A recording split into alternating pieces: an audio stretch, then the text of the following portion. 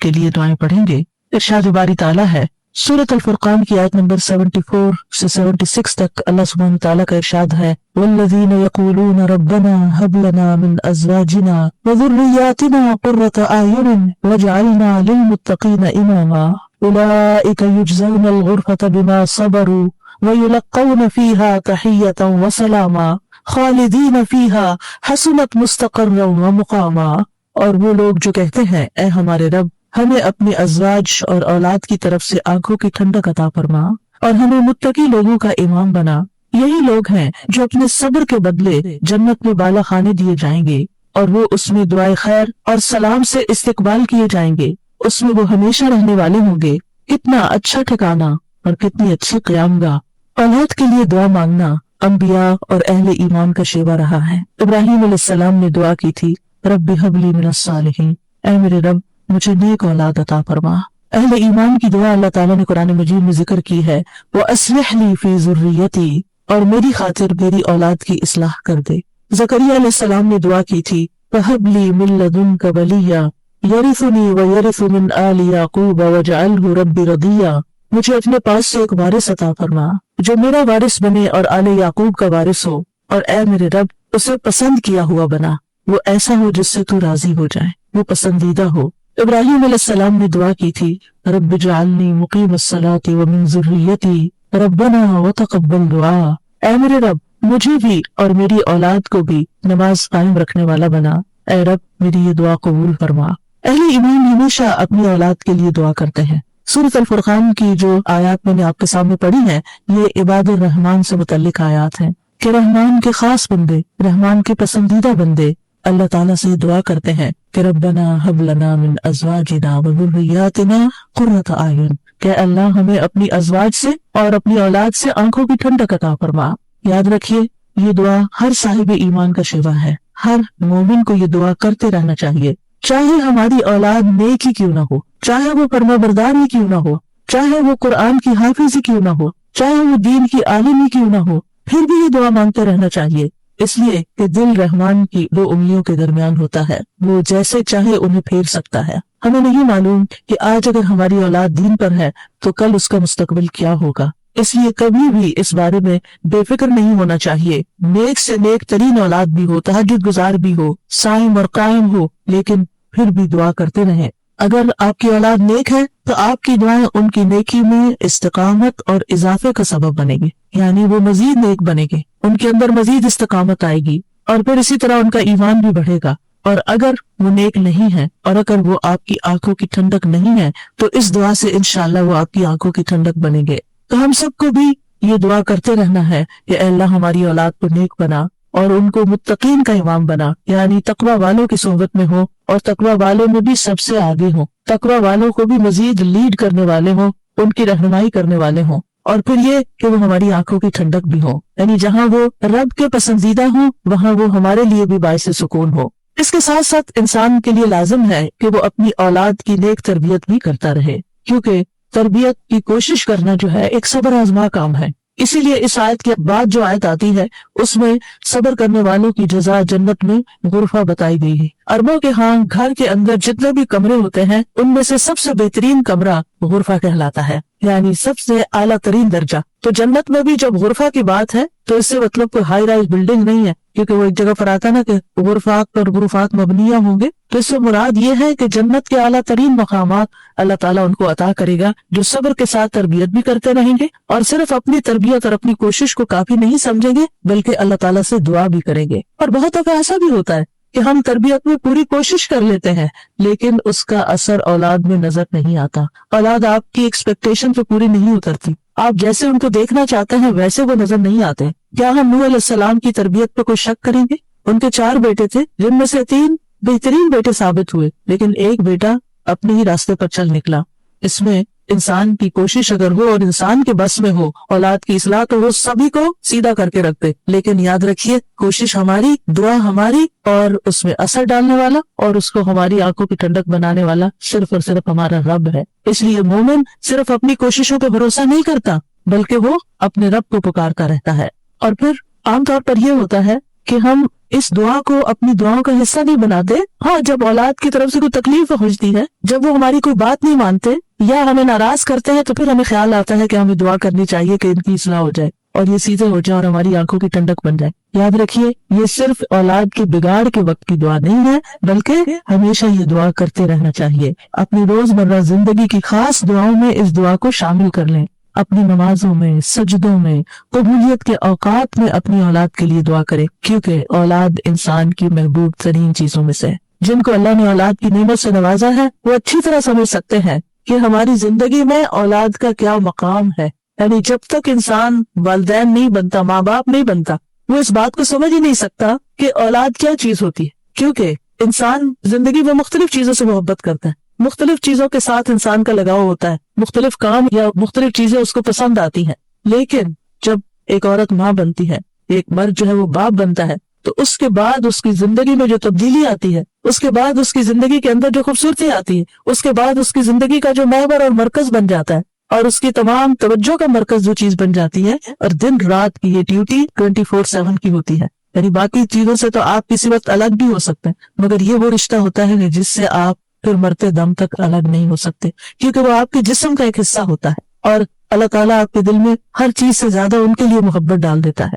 और उनकी खुशी आपको खुश करती है और उनका दुख आपको दुखी करता है। इसलिए इंसान को हमेशा अपनी दुआओं में ये खास दुआ करते रहना चाहिए, और कबूलियत के औकात में भी, क्योंकि औलाद से मिलने वाली आंखों की ठंडक उसी वक्त होती है जब औलाद सीधे रास्ते पर होती है, जब औलाद नेक होती है, अच्छे काम कर रही होती है, तो फिर ही माँ बाप की आंखों की ठंडक होती है। और इस दुआ के दूसरे हिस्से में अपने लिए दुआ है कि अल्लाह हमें मुत्तकीन का इमाम बना। यानी औलाद जो है, हम उसके एक तरह से इमाम होते हैं। जैसे हदीस में आता है ना, कुल्लुकुम राइन व कुल्लुकुम मसूलुन अन रइयतिही, तो हर एक हम में से राई है, हर एक लीडर, हर एक जिम्मेदार है। तो अल्लाह ताला हमें माँ बाप की हैसियत में ऐसा रोल मॉडल बना कि हम मुत्तकी हों और हमारी औलाद भी मुत्तकी हो, यानी हमारी औलाद में भी नेकी हो और फिर हम नेकी के साथ आगे उनकी रहनुमाई करने वाले हों। और वैसे इन जनरल सेंस में देखें तो उसमें इंसान को एक हाईएस्ट मकाम हासिल करने की दुआ यहाँ सिखाई गई है, और वो क्या, कि इंसान ऐसा इंसान हो कि जिसे देख कर लोग मुत्तकी बन जाएं। यानी दूसरे लफ्जों में ये कि नेकियों में सबकत करने वाले हों, नेकियों में आगे बढ़ने वाले हों, ताकि दूसरे लोग भी हमें देखकर नेक बन जाएं। मसलन अगर एक मर्द अव्वल वक्त में मस्जिद में जाकर नमाज पढ़ता है, तो उसके बच्चों पर उसका क्या इंप्रेशन होगा। यानी अगर बाप जिम्मेदार है तो बच्चे भी देखकर कहेंगे कि हाँ, हमें भी यही काम करना है, क्योंकि बच्चे इब्तिदाई जिंदगी में खासतौर पर बाप को, माँ को बहुत फॉलो कर रहे होते हैं। फिर इसी तरह अगर आपका पड़ोसी आपको देखता है, आपके कोलीग्स आपको देखते हैं कि आपकी तवज्जो सबसे ज्यादा किस चीज की तरफ है, तो वो भी आप ही देखा देखी नेकी के काम में आगे बढ़ते हैं, आप सदका करते हैं। और कोई आपको देख रहा है, आपका मकसद नहीं दिखाना, लेकिन किसी को नजर आ जाता है, तो आपको देखकर वो भी शुरू कर देता है, तो आप उसके क्या बन गए, इमाम। यानी आप लीड कर रहे हैं, आप आगे हैं और वो आपको फॉलो कर रहे हैं। तो हमें ये दुआ करनी चाहिए अपने लिए कि अल्लाह हमें नेकी के कामों का इमाम बना, मुत्तकीन का इमाम बना। तो यहाँ हम देखते हैं कि ये इबादुर रहमान की सिफात में से एक सिफत है, और वो कहते हैं वल्लज़ीना यक़ूलूना रब्बना हब लना। हब का लफ्ज़ जो है ये हिबा से है, और हिबा कहते हैं बिला मुआवजा कोई चीज देना। या रब, हमने कुछ किया नहीं, लेकिन तू अपने पास से हमें अता फरमा, अपनी खास रहमत से हमें ये अता फरमा। मिन अज़वाजिना, अज़वाज का लफ्ज़ जो है ये ज़ौज से है, जिन और हैवानात, इन सब में नर और मादा पाया जाता है, जो हर एक दूसरे का ज़ौज कहलाता है।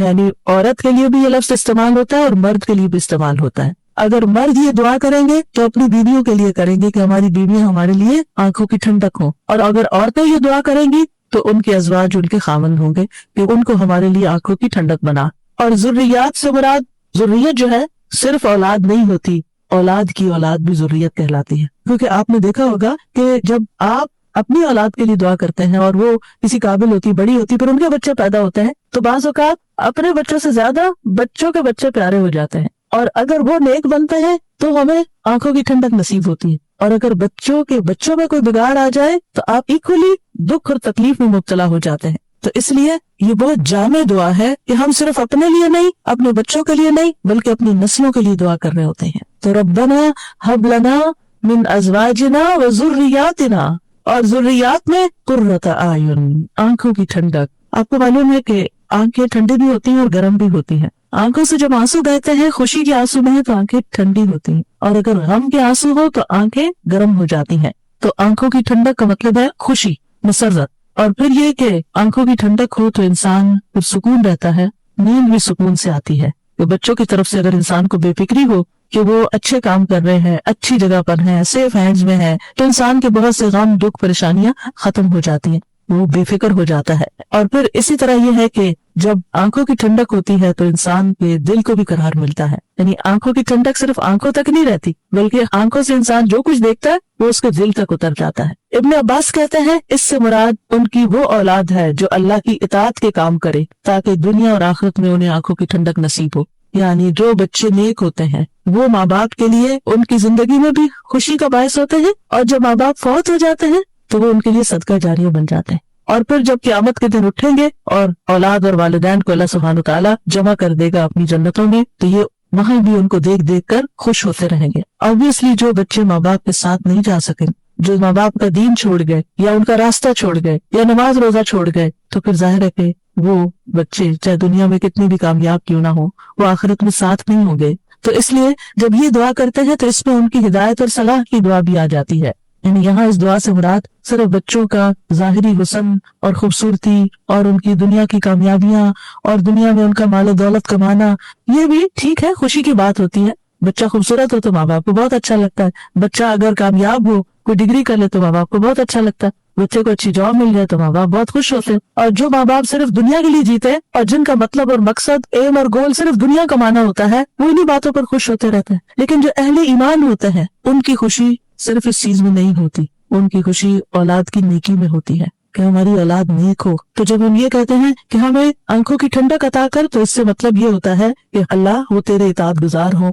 फरमाबरदार हो, खैर और भलाई के कामों में आगे जाने वाले हो, अल्लाह की इबादत अच्छे तरीके से करने वाले हो, गुनाहों और हराम कामों से बचने वाले हो। और वजअलना लिलमुत्तकीना इमामा, कि अल्लाह हमारे मातहत जितने भी लोग हैं वो सब मुत्तकी हों। यानी एक तरफ औलाद के लिए दुआ और दूसरी तरफ उन लोगों के लिए जो हमें फॉलो करते हैं या जिनके ऊपर हम जिम्मेदार बनाए गए हैं, कि अल्लाह उनके अंदर भी तकवा पैदा करते। यानी हमारी औलाद तो नेक हो, लेकिन आपके साथ जो लोग काम कर रहे हैं, जिनके आप जिम्मेदार हैं, मसलन अगर आप उस्ताद हैं और आपके शागिर्द हैं, या आप एक लीडर हैं, कम्युनिटी लीडर हैं और आपके बहुत से फॉलोअर्स हैं, या इसी तरह और जो भी काम आप लीडरशिप रोल में करते हैं, तो अल्लाह जो लोग आपकी जो टीम है, अल्लाह उसको भी मुत्तकी बना दे, उसके अंदर भी अपनी मोहब्बत पैदा कर दे। कितनी खूबसूरत दुआ है। जाहिर है कि इंसान उन्हीं लोगों के साथ होता है, या तो घर में होता है या बाहर काम पर होता है। जब घर में होता है तो क्या होता है, बीवी और बच्चों को देखकर इंसान अपनी आंखें ठंडी करता है, उसको इस पुरसुकून माहौल मिलता है। और जब वो घर से बाहर होता है,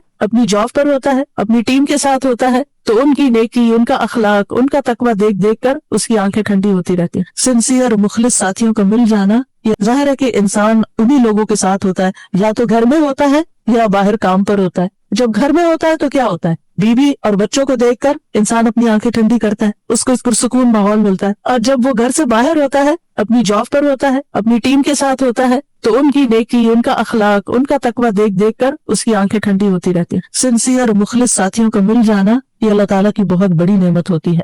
और फिर आप देखिए कि ये न सिर्फ उनके तकवा की दुआ है, बल्कि जो खुद मुत्तकी बनने की ख्वाहिश रखता होगा वही चाहेगा कि उसके साथी और उसके माहौल के लोग और उसके आसपास के लोग तकवा वाले हों। और ये माना भी इसका बनता है कि अल्लाह तुम हमें इतना तकवा अता कर कि हम मुत्तकीन के इमाम बन जाएंगे, उन मुत्तकीन में से भी सबसे आगे हो तकवा में। लिल मुत्तकीना इमामा, यानी हमें हिदायत का इमाम बना, लोगों को हमसे हिदायत हासिल हो, गुमराही का इमाम न बने। क्योंकि अल्लाह सुब्हानहू तआला ने खुशबख्त लोगों के बारे में फरमाया सूरत अल-अंबिया में, वजअलनाहुम अइम्मतन यहदून बिअम्रिना व औहैना इलैहिम फ़अलल खैरात व इक़ामस सलाति व ईताअज़ ज़कात व कानू लना आबिदीन। और हमने उन्हें ऐसे पेशवा बनाया जो हमारे हुक्म के साथ रहनुमाई करते थे, और हमने उनकी तरफ नेकियां करने और नमाज कायम करने और ज़कात अदा करने की वही भेजी, और वो सिर्फ हमारी इबादत करने वाले थे। तो इससे क्या पता चलता है कि हमने उन्हें ऐसा पेशवा बनाया जो हमारे हुक्म के साथ रहनुमाई करते थे। ये है मुत्तकीन के इमाम, कि जो अल्लाह की मर्जी और अल्लाह ही के दी हुई जो तालीम और हिदायत है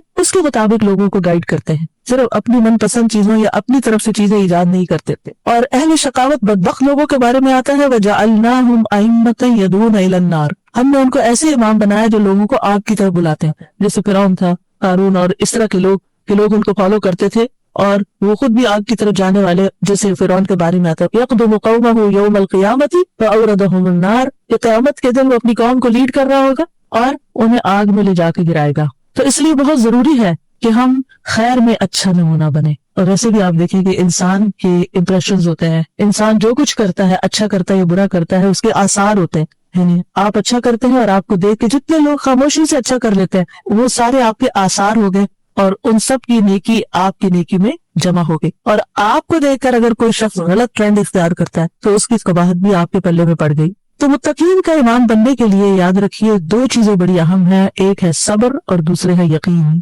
صبر اور یقین، یہ دو چیزیں ہوں تو یہ مقام حاصل کیا جا سکتا ہے۔ اللہ تعالیٰ فرماتے ہیں وَجَعَلْنَا مِنْهُمْ أَئِمَّةً يَهْدُونَ بِأَمْرِنَا لَمَّا صَبَرُوا وَكَانُوا بِآيَاتِنَا يُوقِنُونَ، اور جب انہوں نے صبر کیا تو ہم نے ان میں سے ایسے امام بنائے جو ہمارے حکم سے رہنمائی کرتے تھے اور وہ ہماری آیات پر یقین رکھتے تھے۔ یاد رکھیے ایک بچے کی تربیت صبر آزما کام ہوتا ہے، اور اس کے بارے میں ہوپ فل رہنا بھی بڑا ضروری ہوتا ہے، کیونکہ اگر ہم صبر کا دامن چھوڑ دیں اور یہ کہیں کہ یہ تو ماننے والے نہیں اور یہ ہماری سنتے نہیں، ٹھیک ہے جو چاہے کریں، اور ان کو کھلی چھٹی دے دیں، تو وہ تو بگاڑ کی آخری حد کو پہنچ جائیں گے، آپ کھلی چھٹی دے دیں گے نہیں، آپ کو اچھے اخلاق کے ساتھ، رویے کے ساتھ وقتاً فوقتاً ان کی اصلاح کا کام کرتے رہنا ہے، اور یہ صبر آزما کام ہے۔ یعنی بعض اوقات آپ کا دل اندر سے کٹ رہا ہوگا، آپ شدید غصے کا شکار ہوں گے، شدید نفرت کا شکار ہوں گے ان کے کسی غلط کام پر، لیکن آپ اس کا ایسا اظہار نہیں کریں گے کہ جس سے وہ ہمیشہ کے لیے آپ کو خیر بات کہہ کے چلے جائیں اور آپ سے کٹ جائیں۔ کیونکہ آپ دیکھیں بہت سے بچے ایسے ہوتے ہیں جو ماں باپ کی نیگنگ سے اور ماں باپ کی بد اخلاقی اور بدسلوکی سے پھر وہ ہمیشہ کے لیے ان کو چھوڑ ہی جاتے ہیں۔ تو ایسا کوئی طریقہ اختیار نہیں کرنا کہ جس سے وہ دور ہوں، بلکہ محبت کے ساتھ، یعنی اگر ان کے اندر آپ دیکھتے ہیں کچھ چیزیں ایسی ہیں جو درست نہیں، تو محبت کے ساتھ اور صبر کے ساتھ دعائیں کرتے کرتے ان کی اصلاح کرتے جائیں۔ ہو سکتا ہے آپ اپنی زندگی میں نہ دیکھیں وہ دن جس کو آپ دیکھنا چاہتے ہیں، لیکن مرنے کے بعد آپ کو ان کی دعائیں پہنچ رہی ہیں، آپ کی وہ محنت ضائع نہیں جائے گی۔ تو لمّا صبروا، صبر کرنا بہت ضروری ہے۔ اور پھر یہ ہے کہ ان کی طرف سے جتنی بھی آزمائشیں آئیں، ان کی طرف سے جو تکلیفیں آپ کو پہنچے، کیونکہ جو بھی ماں باپ بنتے ہیں وہ سب جانتے ہیں کہ اولاد کی طرف سے بعض اوقات آنکھوں کی ٹھنڈک سے زیادہ تکلیفیں ہی پہنچتی، یعنی وہ آپ کا مقام نہیں سمجھتے جب تک وہ خود ماں باپ نہیں بنتے، ان کو سمجھ نہیں آتی کہ ماں باپ کا مقام کیا ہے اور ماں باپ کی تکلیف کیا ہے۔ لہٰذا ایسے تمام مواقع پر صبر سے کام لینا ہے، اور دوسرا یہ کہ یقین رکھنا ہے، بے یقینی سے دعا نہیں کرنا، یقین رکھنا ہے کہ اللہ میری دعائیں سنتا ہے اور وہ ضرور سنے گا۔ لم اکن بدعائک رب شقیا، اے رب میں تجھ سے دعا مانگ کر کبھی بدبخت ہوا ہی نہیں، تو دعاؤں کا سننے والا ہے۔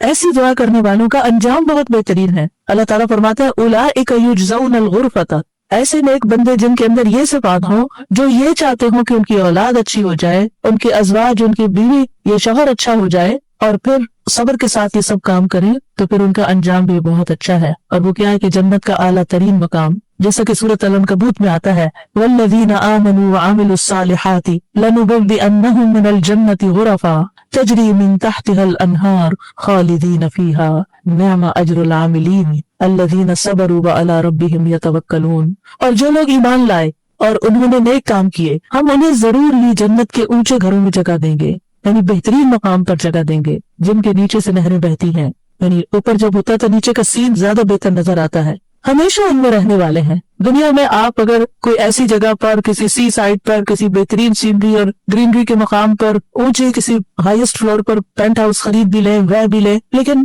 آپ کو ہر وقت دھڑکا لگا رہتا ہے کہ پتہ نہیں کب دنیا سے چلے جانا ہے، یا اگر رینٹ پر رہ رہے ہیں تو پتہ نہیں کب یہاں سے نکلنا پڑ جائے، تو آپ پوری طرح انجوائے نہیں کر سکتے۔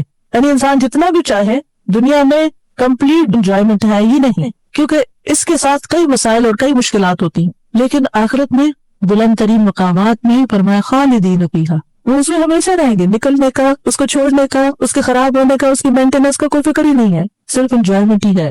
نعم اجر العاملین، لیکن یہ کس کو ملتا ہے؟ جو عمل کرتے ہیں، جو کام کرتے ہیں، جو محنت کرتے ہیں۔ کتنا اچھا اجر ہے عمل کرنے والوں کا۔ کون ہے وہ عمل؟ کیا دو عمل بتائے گئے؟ الذین صبروا وعلی ربہم یتوکلون، وہ جو صبر کرتے ہیں اور اپنے رب پر توکل کرتے ہیں، بھروسہ کرتے ہیں۔ اور اس کے علاوہ حدیث سے بھی اس مقام کو حاصل کرنے کی بات ہمیں پتہ چلتی ہے۔ نبی صلی اللہ علیہ وسلم نے فرمایا جنتی لوگ اپنے سے بلند کمرے والے کو، غرفہ والوں کو اپنے اوپر ایسے دیکھیں گے جیسے وہ دنیا میں چمکدار گہرے ستارے کو دیکھ، اتنے بلند ہوں گے ان کے مقامات. آپ سوچئے کبھی آپ جب جہاز پر ونڈو سیٹ پر بیٹھے ہوتے ہیں تو آپ جب نیچے دیکھتے ہیں تو بعض بہت ہی خوبصورت مناظر نظر آتا ہے. تو آپ سوچئے کہ جس کا گھر وہ ستارے کی جگہ پر ہو, اتنا بلند مقام اس کو مل چکا ہو, تو پھر اس کو کیا کچھ نظر نہیں آئے گا نیچے. فرمایا کہ جس طرح وہ دنیا میں چمکدار گہرے ستارے کو دیکھتے ہیں جو آسمان کے مشرقی اور مغربی کنارے میں بہت دور ہوتا ہے, ان میں سے ایک دوسرے سے افضل ہوگا. لوگوں نے عرض کیا یا رسول اللہ یہ تو انبیاء کے محل ہوں گے جنہیں ان کے سوا اور کوئی نہ پا سکے گا. آپ نے فرمایا نہیں, اس ذات کی قسم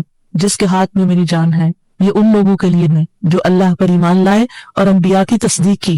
ایک اور روایت میں آتا ہے بے شک جنت میں ایسے غرف ہیں جنتی ان کے باہر والے حصے کو اندر سے دیکھ سکیں گے اور اندر والے حصے کو باہر سے دیکھ سکیں گے. اللہ نے یہ ایسے شخص کے لیے تیار کیے ہیں جو لوگوں کو کھانا کھلائے اور سلام عام کرے اور رات کو نماز ادا کرے جب لوگ سو رہے ہیں. اور الحمدللہ رمضان ایسا مہینہ ہوتا ہے کہ جس میں آپ یہ تینوں کام کر سکتے ہیں. آپ کی حرص ہوتی ہے کہ زیادہ سے زیادہ لوگوں کو افطار کرایا جائے, زیادہ سے زیادہ لوگوں تک راشن پہنچایا جائے, یعنی ان کو کھلایا جائے. اور جب آپ مسجد جاتے ہیں تو تراویح بھی ہوتی ہے اور بہت سے لوگ مل جاتے ہیں تو سلام پہ سلام ہو رہا ہوتا ہے, یا دینی مجالس کا زور ہوتا ہے رمضان میں جس میں لوگ اکٹھے ہوتے ہیں تو پھر ایک دوسرے سے ملاقات کر کے سلام کے مواقع آتے ہیں. اور یہ صرف رمضان ہی کے لیے نہیں ہے بلکہ سارا سال انسان ایسے کاموں کی رغبت رکھے, ایسے کاموں سے محبت کرے. اور ان کی جنت میں وہ کیا ہوگا, وَيُلَقَّوْنَ فِيهَا تَحِيَّةً وَسَلَامًا, وہاں ان کو سلام اور دعا دی جائے گی. تحیہ کہتے ہیں زندگی کی دعا دینا, یعنی ان کے استقبال کے لیے ایسے فرشتے موجود ہوں گے جو انہیں سلام بھی کریں گے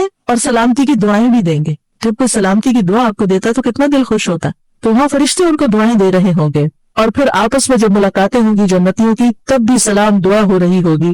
اور یہ سلامتی ان کو کس لیے ملی, کیونکہ دنیا میں انہوں نے گناہوں سے سلامت زندگی بسر کی. خالدین فیہا حسنت مستقرا و مقاما, ہمیشہ اس میں رہیں گے. کتنا خوبصورت ٹھکانہ, کتنا اچھا مقام. یاد رکھیے یہ دعا گھروں کی اصلاح کی بنیاد رکھتی ہے.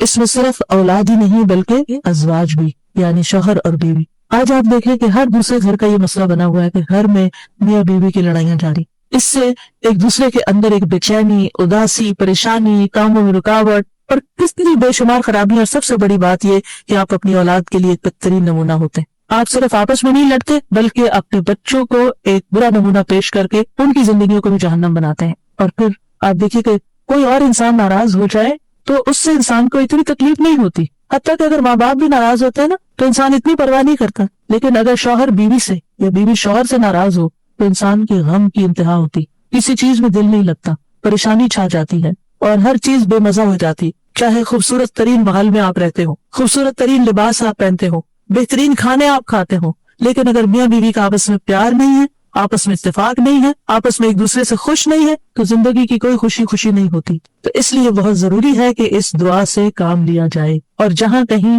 تھوڑے بہت بھی پرابلمز ہیں وہ بھی انشاءاللہ حل ہو جائیں گے, اور جہاں بڑے مسائل ہیں اور جہاں مسائل نہیں بھی وہاں بھی یہ دعا پڑھی جائے تاکہ گھروں کے اندر ایک خوبصورتی آئے. یعنی اللہ تعالیٰ نے ہمیں منع تو نہیں کیا کہ دنیا میں ہم محبت سے زندگی نہ گزاریں, یعنی ہمیں دنیا میں بھی محبت چاہیے, آپس کی اتفاق اور پیار چاہیے. ایک محبت جو ہوتی ہے انسان کی ضرورت ہوتی ہے, ایک دوسرے کی کیئر کرنا ایک ضرورت ہوتی ہے ہر انسان کی. اور اللہ سبحانہ تعالیٰ نے جوڑے بنائے کیوں ہیں؟ قرآن مجید میں اللہ تعالیٰ فرماتے ہیں وَمِنْ آيَاتِهِ أَنْ خَلَقَ لَكُم مِّنْ أَنفُسِكُمْ أَزْوَاجًا لِتَسْكُنُوا إِلَيْهَا وَجَعَلَ بَيْنَكُم مَّوَدَّةً وَرَحْمَةً إِنَّ فِي ذَلِكَ لَآيَاتٍ لِقَوْمٍ يَتَفَكَّرُونَ. اور اس کی نشانیوں میں سے ایک یہ ہے کہ اس نے تمہاری ہی جنس سے تمہارے جوڑے پیدا کیے یا بیویاں پیدا کی تاکہ تم ان کے پاس سکون حاصل کرو, اور تمہارے درمیان محبت اور رحمت پیدا کر دی. غور و فکر کرنے والوں کے لیے اس میں کئی نشانیاں ہیں. تو اللہ سبحانہ تعالیٰ نے شادی کا مقصد کیا رکھا ہے؟ سکون کا حصول. اور اگر شادی کے بعد انسان کا پہلا سکون بھی جاتا رہے اور سکون ہی لوٹ جائے اور تکلیف اور پریشانی ہر وقت رہے تو اس نے کیا پایا؟ تو شادی کا مقصد ہی بہت ہو گیا. ٹھیک ہے شادی کے اور بھی کئی مقاصد ہو سکتے ہیں, لیکن سب سے بنیادی اور اول مقصد اللہ تعالیٰ نے کیا رکھا ہے اس رشتے کے اندر؟ ایک دوسرے سے سکون, مودت اور رحمت. ایک دوسرے سے محبت بھی کریں اور ایک دوسرے پر رحم بھی کریں, ایک دوسرے کی کیئر کریں, ایک دوسرے کا خیال رکھیں, ایک دوسرے کی ضرورت کو پہچانیں. صرف خود غرضی نہ ہو کہ میری مرضی, میرا مقصد, میرا مطلب اور میں جو چاہوں صرف وہ ہو میرے پاس. نہیں, یہ بھی دیکھنا ہوگا کہ دوسرا کیا چاہتا ہے. اور جن کپلز کو یہ سمجھ آ جاتی ہے کہ دوسرے کی خواہش کیا ہے اور وہ دوسرے کی خواہش کو پورا کرنے کی کوشش کرتے ہیں تو لازماً دوسرا بھی پھر ان کی خواہش پوری کرتا ہے اور ایک خوشگوار زندگی وجود میں آتی ہے. اسی طرح اللہ تعالیٰ نے سورۃ النحل میں بھی فرمایا وَاللَّهُ جَعَلَ لَكُم مِّنْ أَنفُسِكُمْ أَزْوَاجًا وَجَعَلَ لَكُم مِّنْ أَزْوَاجِكُمْ بَنِينَ وَحَفَدَةً وَرَزَقَكُم مِّنَ الطَّيِّبَاتِ أَفَبِالْبَاطِلِ يُؤْمِنُونَ وَبِنِعْمَةِ اللَّهِ هُمْ يَكْفُرُونَ۔ اور اللہ نے تمہارے لیے تمہارے نفسوں سے بیویاں پیدا کی اور تمہارے لیے تمہاری بیویوں سے بیٹے اور پوتے پیدا کیے، یعنی اللہ نے ان سے تمہیں اولاد دی اور اس سے تمہیں پاکیزہ چیزوں سے رزق عطا کیا، کیا پھر بھی وہ باطل پر ایمان لاتے اور اللہ کی نعمت کا انکار کرتے ہیں، یعنی اللہ تعالیٰ کی نعمتوں کی ناشکری کرتے ہیں؟ تو یاد رکھیے کہ گھروں کی اصلاح کا انحصار ازواج کی اصلاح پر ہے، آپس کے اتفاق پر ہے، اور اولاد کی اصلاح سے پہلے ازواج کی اصلاح کی بات ہے۔ ابن علام کہتے ہیں کہ یہ دعا یعنی ازواج کے بارے میں شروع ہوتی ہے، کیونکہ اگر ازواج کی اصلاح ہو تو اولاد کی اصلاح ہوتی ہے، یعنی شوہر یا بیوی کی اصلاح ہو جائے، وہ ایک دوسرے کے لیے آنکھوں کی ٹھنڈک ہو، تو اولاد خود بخود آنکھوں کی ٹھنڈک ہوتی چلی جائے گی۔ اور آنکھوں کی ٹھنڈک سے مراد یہ نہیں ہے صرف کہ ایک شوہر اپنی بیوی کو زیادہ خوبصورت دیکھے یا تندرست دیکھے، بلکہ اس حال میں دیکھے کہ وہ اللہ کی فرما بردار ہو، کیونکہ ایک حدیث میں آتا ہے کہ دنیا متاع اور دنیا کی سب سے بہترین متاع نیک بیوی ہے، یعنی دنیا میں جتنی بھی نعمتیں ہیں اصلاح کی بات ہے۔ ابن علام کہتے ہیں کہ یہ دعا یعنی ازواج کے بارے میں شروع ہوتی ہے، کیونکہ اگر ازواج کی اصلاح ہو تو اولاد کی اصلاح ہوتی ہے، یعنی شوہر یا بیوی کی اصلاح ہو جائے، وہ ایک دوسرے کے لیے آنکھوں کی ٹھنڈک ہو، تو اولاد خود بخود آنکھوں کی ٹھنڈک ہوتی چلی جائے گی۔ اور آنکھوں کی ٹھنڈک سے مراد یہ نہیں ہے صرف کہ ایک شوہر اپنی بیوی کو زیادہ خوبصورت دیکھے یا تندرست دیکھے، بلکہ اس حال میں دیکھے کہ وہ اللہ کی فرما بردار ہو، کیونکہ ایک حدیث میں آتا ہے کہ دنیا متاع اور دنیا کی سب سے بہترین متاع نیک بیوی ہے، یعنی دنیا میں جتنی بھی نعمتیں ہیں ان میں سے سب سے بڑی نعمت ایک مرد کے لیے کیا ہے؟ ایک نیک بیوی ہے، ایک اچھی بیوی ہے۔ اور نیکی صرف نماز روزے کا نام نہیں ہوتی، نیکی اچھے اخلاق کا نام ہوتی ہے۔ ایک اور حدیث میں آتا ہے نا کہ جب ایک عورت 5 وقت کی نماز پڑھے، رمضان کے روزے رکھے اور اپنے شوہر کی اطاعت کرے، جب وہ اس کو دیکھے، اس کو خوش کر دے، تو وہ جنت کے جس دروازے سے چاہے داخل ہو جائے، یعنی اس تعلق کی بہتری اور خوبصورتی کا اتنا زیادہ اہتمام کیا گیا ہے۔ اور پھر آپ دیکھیے کہ متقین کا امام بننے کے لیے انسان کو پہلے گھر میں اچھا امام بننے کی ضرورت، یعنی گھر سے باہر آپ اسی صورت میں اچھے امام بن سکتے ہیں جب آپ گھر کے اندر خوبصورتی لاتے ہیں اور اس کے لیے کوشش بھی کرتے ہیں۔ دیکھیے کچھ رشتے ہمیں اللہ کی طرف سے بنے بنائے مل جاتے ہیں، جیسے ماں باپ کا رشتہ ہے، ماں باپ سے آپ کو انکنڈیشنل لو ملتا ہے، آپ اچھا کریں، آپ برا کریں، آپ ان کو خوش کریں، آپ ان کو ستائیں، آپ ان کے قریب ہوں، آپ ان سے دور ہوں، وہ آپ سے محبت کرتے ہی نہیں گے، آپ زندہ ہو، آپ مر جائیں، ہر صورت میں محبت کرتے ہیں۔ آپ نے دیکھا ان ماؤں کو جن کا کوئی بچہ فوت ہو جائے تو وہ زندہ کو بھول گئے، اسی کو یاد کرتے رہتے ہیں جو چلا گیا ہے، قریب ہو تب بھی محبت کرتے ہیں، دور ہو تب بھی محبت کرتے ہیں۔ ماں باپ کی محبت انکنڈیشنل، لیکن ازواج کی محبت کنڈیشنل ہوتی ہے۔ اگر آپ اچھے اخلاق کا مظاہرہ کریں گے، اچھے انسان بن کر رہیں گے تو آپ کی محبت بڑھتی جائے گی، لیکن اگر آپ اپنے اخلاق کو کھو دیں گے تو پھر اس محبت میں کمی آنی شروع ہو جائے گی۔ تو کچھ رشتے بنے بنائے ہوتے ہیں، کچھ کو بنانا پڑتا ہے، ان کی مینٹیننس کرنی پڑتی ہے۔ یاد رکھیے شادی جو ہے یہ انبیاء کا طریقہ ہے، نیک لوگوں کا طریقہ ہے، ہمارے دین کا شعار ہے۔ نکاح جو ہے وہ نصف ایمان ہے، یعنی ہمارے دین میں کرسچینٹی کی طرح یہ نہیں ہے کہ آپ شادی نہیں کریں، آپ نن بن جائیں، آپ فقیر بن جائیں اور آپ زیادہ نیک ہیں، نہیں، آپ شادی کر کے زیادہ نیکی کما سکتے ہیں۔ یعنی اسلام جو ہے وہ فطری ضروریات کو مد نظر رکھتا ہے۔ اللہ تعالیٰ فرماتے ہیں یقیناً آپ سے پہلے بھی ہم نے کئی رسولوں کو بھیجا اور ہم نے ان کے لیے بیویاں اور اولاد بنائی، یعنی پیغمبر بھی بیویوں والے اور اولادوں والے تھے۔ نبی صلی اللہ علیہ وسلم نے فرمایا نکاح میری سنت ہے، بس جو میری سنت پر عمل نہیں کرتا وہ مجھ سے نہیں، تم لوگ شادی کیا کرو، یعنی شادی کرنا بھی ایک نیکی کا کام ہے، عبادت ہے، کیونکہ میں تمہاری تعداد کی بنا پر سابقہ امتوں سے کثرت تعداد میں مقابلہ کروں گا۔ ایک اور روایت سے پتہ چلتا ہے کہ شادی نہ کرنے والا نبی صلی اللہ علیہ وسلم کے طریقے سے منہ موڑنے والا ہے۔ آپ کو یاد ہوگا کہ وہ 3 صحابہ جو نبی صلی اللہ علیہ وسلم کی ایبسنس میں حضرت عائشہ کے پاس پوچھنے گئے تھے کہ آپ کے اعمال کیا ہیں، تو جب انہوں نے بتایا تھا کہ وہ تو اللہ کے نبی ہیں، تو اس لیے ایک نے کہا میں کبھی گوشت نہیں کھاؤں گا، دوسرے نے کہا میں کبھی رات کو نہیں سوؤں گا، تیسرے نے کہا میں کبھی شادی نہیں کروں گا۔ تو نبی صلی اللہ علیہ وسلم کو جب یہ باتیں پتہ چلی تو آپ نے اللہ تعالیٰ کی حمد و ثنا کی اور فرمایا ان لوگوں کو کیا ہو گیا ہے جنہوں نے ایسی اور ایسی باتیں کہی ہیں، میں رات میں نوافل بھی پڑھتا ہوں، سوتا بھی ہوں، نفلی روزہ رکھتا ہوں اور چھوڑ بھی دیتا ہوں، نکاح بھی کرتا ہوں، بس جو شخص میرے طریقے سے منہ موڑے گا وہ مجھ سے نہیں، یعنی وہ میری امت میں سے نہیں ہے جو میرے اس طریقے کو پسند نہ کرے۔ اللہ سبحانہ وتعالیٰ نے خود نکاح کی رغبت دلائی ہے، وَأَنكِحُوا الْأَيَامَ مِنكُمْ وَالصَّالِحِينَ مِنْ عِبَادِكُمْ وَإِمَائِكُمْ، اور اپنے میں سے بے نکاح مردوں اور عورتوں کا نکاح کر دو، اور اپنے غلاموں اور اپنی لونڈیوں میں سے جو نیک ہیں ان کا بھی۔ نکاح میں دیر کیوں کرتے ہیں عام طور پر؟ کہ ابھی بچے کچھ کماتے نہیں ہیں، فرمایا اگر وہ محتاج ہوں گے اللہ ان کو اپنے فضل سے غنی کر دے گا، اور اللہ وسعت والا سب کچھ جاننے والا ہے۔ اور پھر شادی ویسے بھی آپ دیکھیں نگاہ کی حفاظت کا ذریعہ ہے، شرمگاہ کی حفاظت کا ذریعہ ہے، نصف دین مکمل کرنے کا ذریعہ ہے۔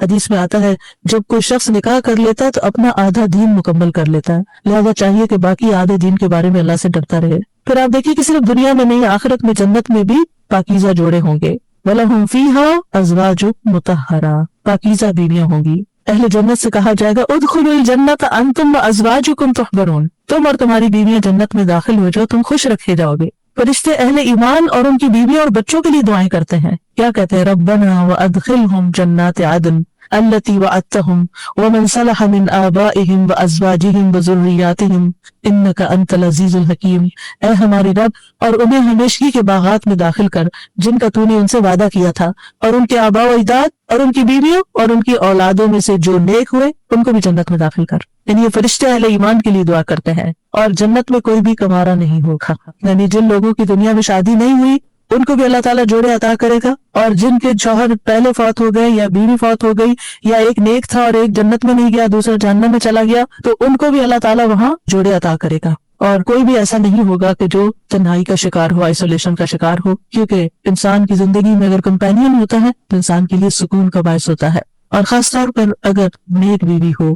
قرآن مجید میں آتا ہے فالصالحات قانتات، نیک عورتیں وہ ہیں جو شوہروں کی فرمانبردار ہوں، ان کی بات ماننے والی ہوں، اور ان کی عدم موجودگی میں اللہ کی حفاظت میں ان کے حقوق کی حفاظت کرنے والی، یعنی اپنی جان اور مال کی حفاظت کریں جب شوہر نہ بھی موجود ہوں۔ پھر ہمیں یہ کہا گیا ہے کہ پاک دامن عورت سے شادی کی جائے، اور عورت سے شادی کا معیار کیا رکھا گیا؟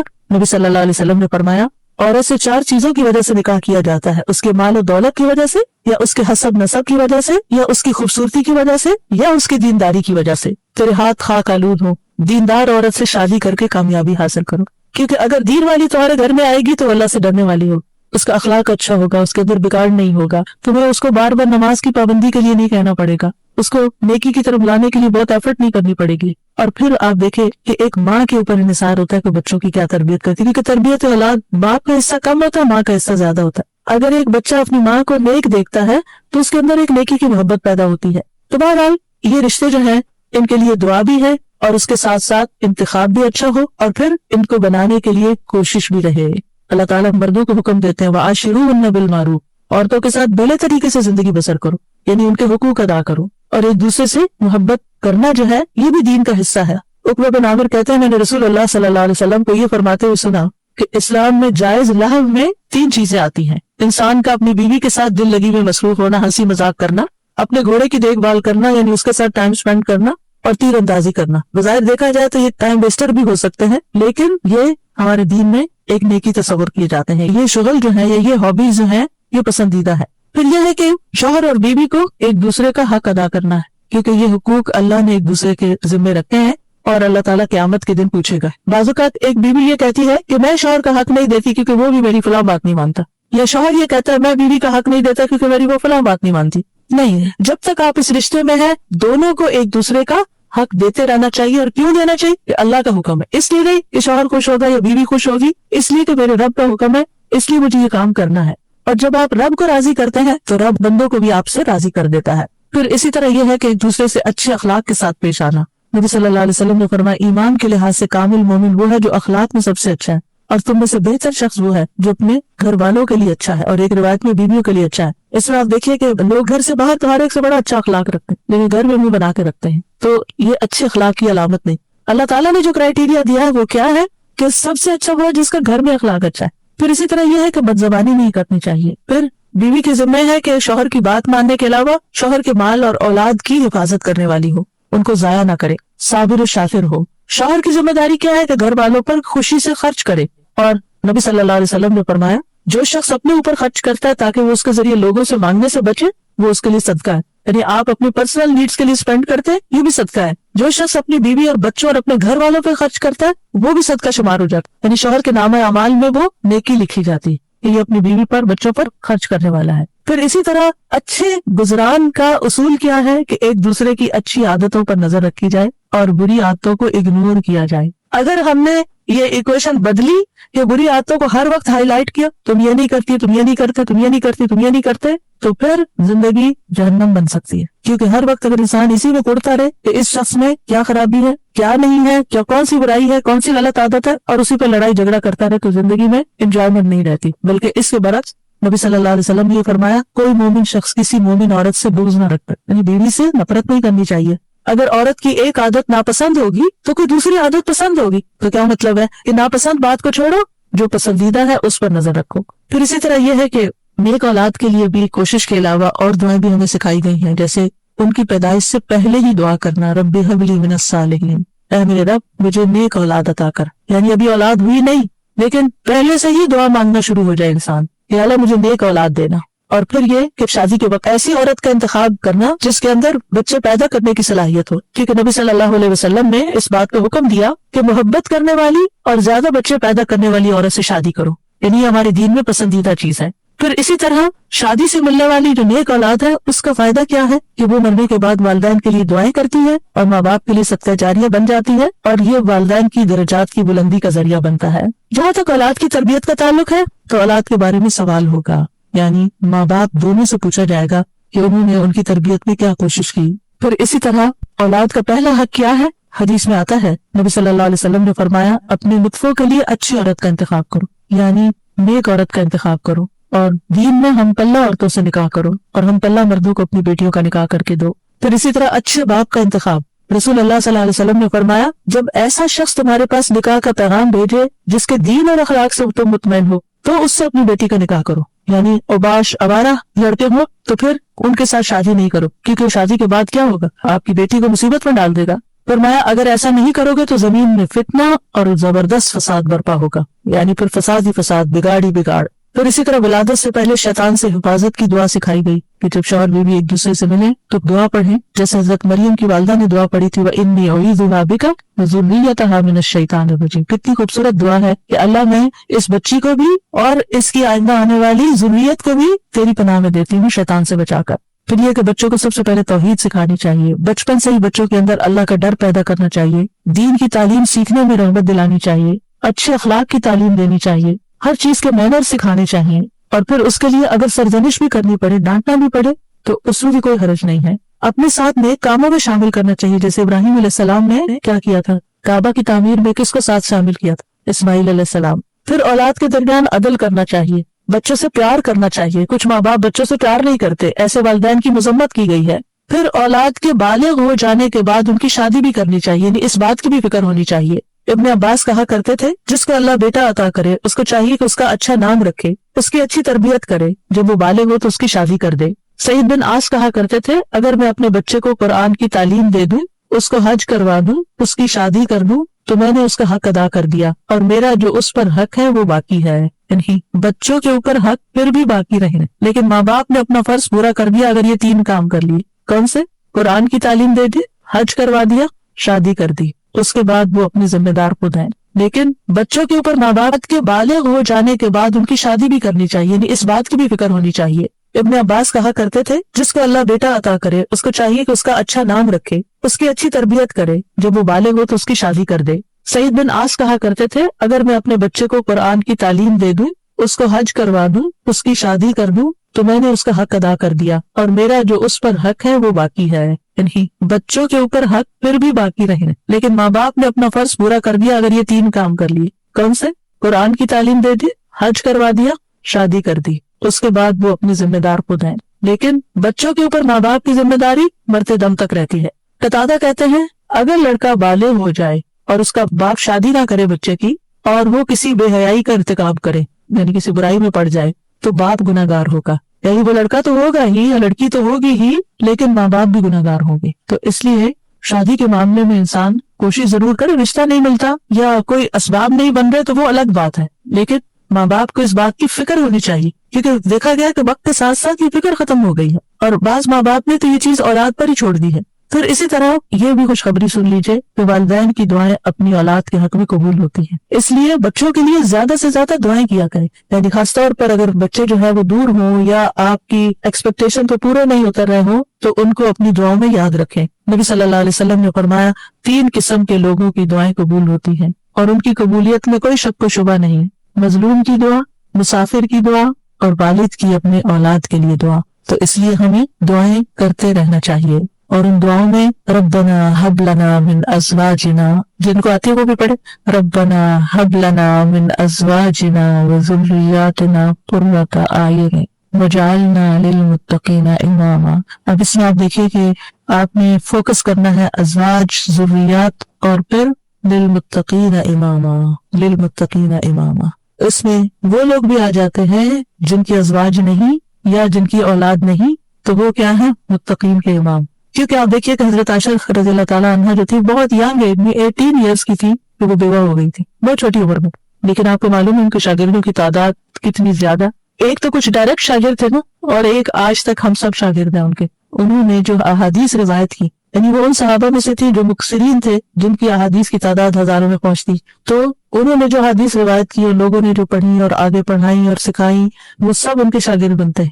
تو ایسے لوگ جو وہ علم حاصل کرتے ہیں اور وہ تقویٰ حاصل کرتے ہیں, تو یہ بھی ایک لیڈرشپ ہوتی ہے. ہو سکتا ہے کہ یہ لیکچر کچھ ایسے لوگ بھی سن رہے ہوں کہ جن کی ابھی شادی نہیں ہوئی, یا شادی ہوئی تو شوہر نہیں ہے, شوہر چلا گیا دنیا سے, یا ڈیورس ہو گئی, یا پھر یہ کہ شادی ہوئی شوہر ساتھ ہے لیکن بچے نہیں ہوئے, یا یہ کہ بچے ہوئے اور فوت ہو گئے. یعنی کئی سیناریوز ہیں, کئی سچویشن بن جاتی ہیں.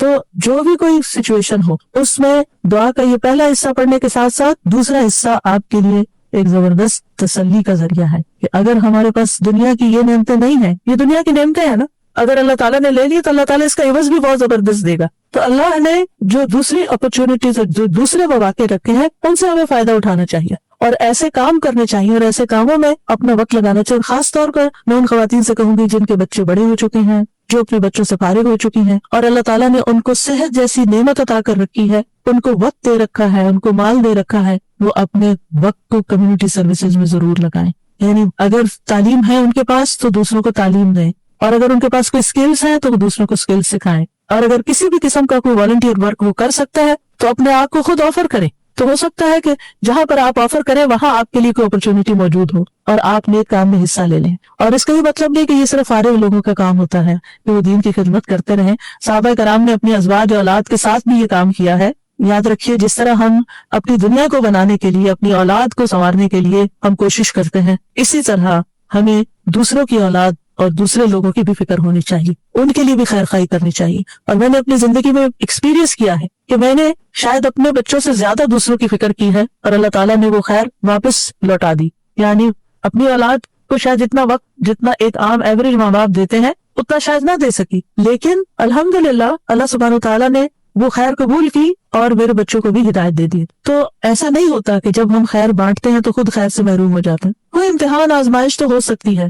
ہمیشہ نوح علیہ السلام کی مثال یاد رکھیے کہ وہ ایک باپ تھے جنہوں نے سارے بچوں کی ایکولی تربیت کی, لیکن ایک بچہ نہیں مانا. بعض اوقات ایسا ہوتا ہے کہ آپ اپنا تن من دھن لگا دیتے ہیں لیکن کوئی ایک بچہ نہیں مانتا, تو پھر اپنے آپ کو گلٹ میں نہ رکھنا, اپنے آپ کو ہر وقت پریشانی میں نہ رکھے کہ میں نے کمی کی ہے, میری طرف سے کوئی کوتاہی ہے. کیونکہ آہستہ آہستہ شیطان اس کو وسوسے ڈالتا ہے کہ دیکھا نا, تم دوسروں کی فکر کرتی رہی اور تمہاری اولاد بگڑ گئی. نہیں, اب ہم کیا نوح علیہ السلام کو یہ کہیں گے کہ وہ دن اور رات, آپ سورۃ نوح پڑھے, دن میں بھی تبلیغ کی, رات میں بھی کی, چپکے سے بھی کی, اوپنلی بھی کی, دن اور رات یہ سارے کام کیے. تو کوئی ان کو کہے آپ لگے رہے نا لوگوں میں اس لیے آپ کا یہ بچہ بگڑ گیا, کیا ہم یہ کہہ سکتے ہیں؟ نعوذ باللہ, ہرگز نہیں کہہ سکتے, استغفر اللہ, کبھی بھی نہیں کہہ سکتے, معاذ اللہ. کیونکہ ہم کسی پیغمبر کے بارے میں سوچ بھی نہیں سکتے کہ انہوں نے اپنی اولاد کے لیے کوئی کوتاہی کی. لیکن یہ اللہ کی حکمت ہے نا, اور تقدیر کا ہم پڑھ چکے ہیں, یہ اللہ کی تقدیر میں ہوتا ہے. ٹھیک ہے, ایک ناقابل برداشت بات ہوتی, لیکن پھر بھی میں نے اپنے استاد سے بہت پہلے ایک بات سنی تو اس کو میں نے پلے باندھ لیا. انہوں نے کہا تھا, تفسیر کی کلاس میں تفسیر پڑھاتے تھے میں ماسٹرز میں, انہوں نے کہا کہ اگر آپ چاہتے ہیں نا آپ کا بچہ کھائے, کیونکہ مائیں بڑی پریشان رہتی, بچہ کھاتا نہیں ہے, آپ دوسروں کے بچوں کو کھلائیں. آپ کا بچہ دودھ نہیں پیتا, آپ بچوں کو دودھ بانٹیں. آپ کا بچہ سیکھتا نہیں, تعلیم نہیں آ سکتا, آپ اوروں کے بچوں کو پڑھائیں. جو خیر آپ دوسروں کو دیں گے وہ خیر آپ پر واپس آئے گی.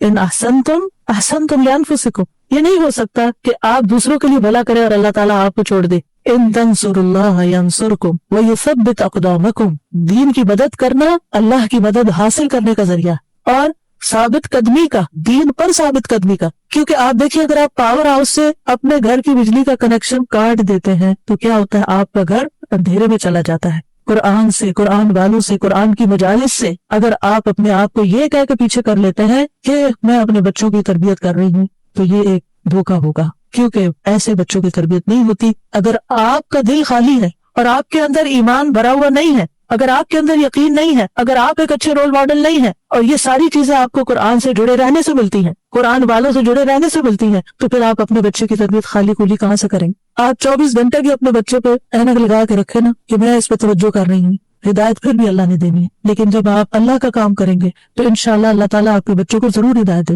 وہ آپ کو تنہا نہیں چھوڑے گا. اور اگر پھر بھی ان کو ہدایت نہیں ملتی تو معلوم نہیں اللہ کی کیا حکمت ہے جو ہمیں نہیں پتا.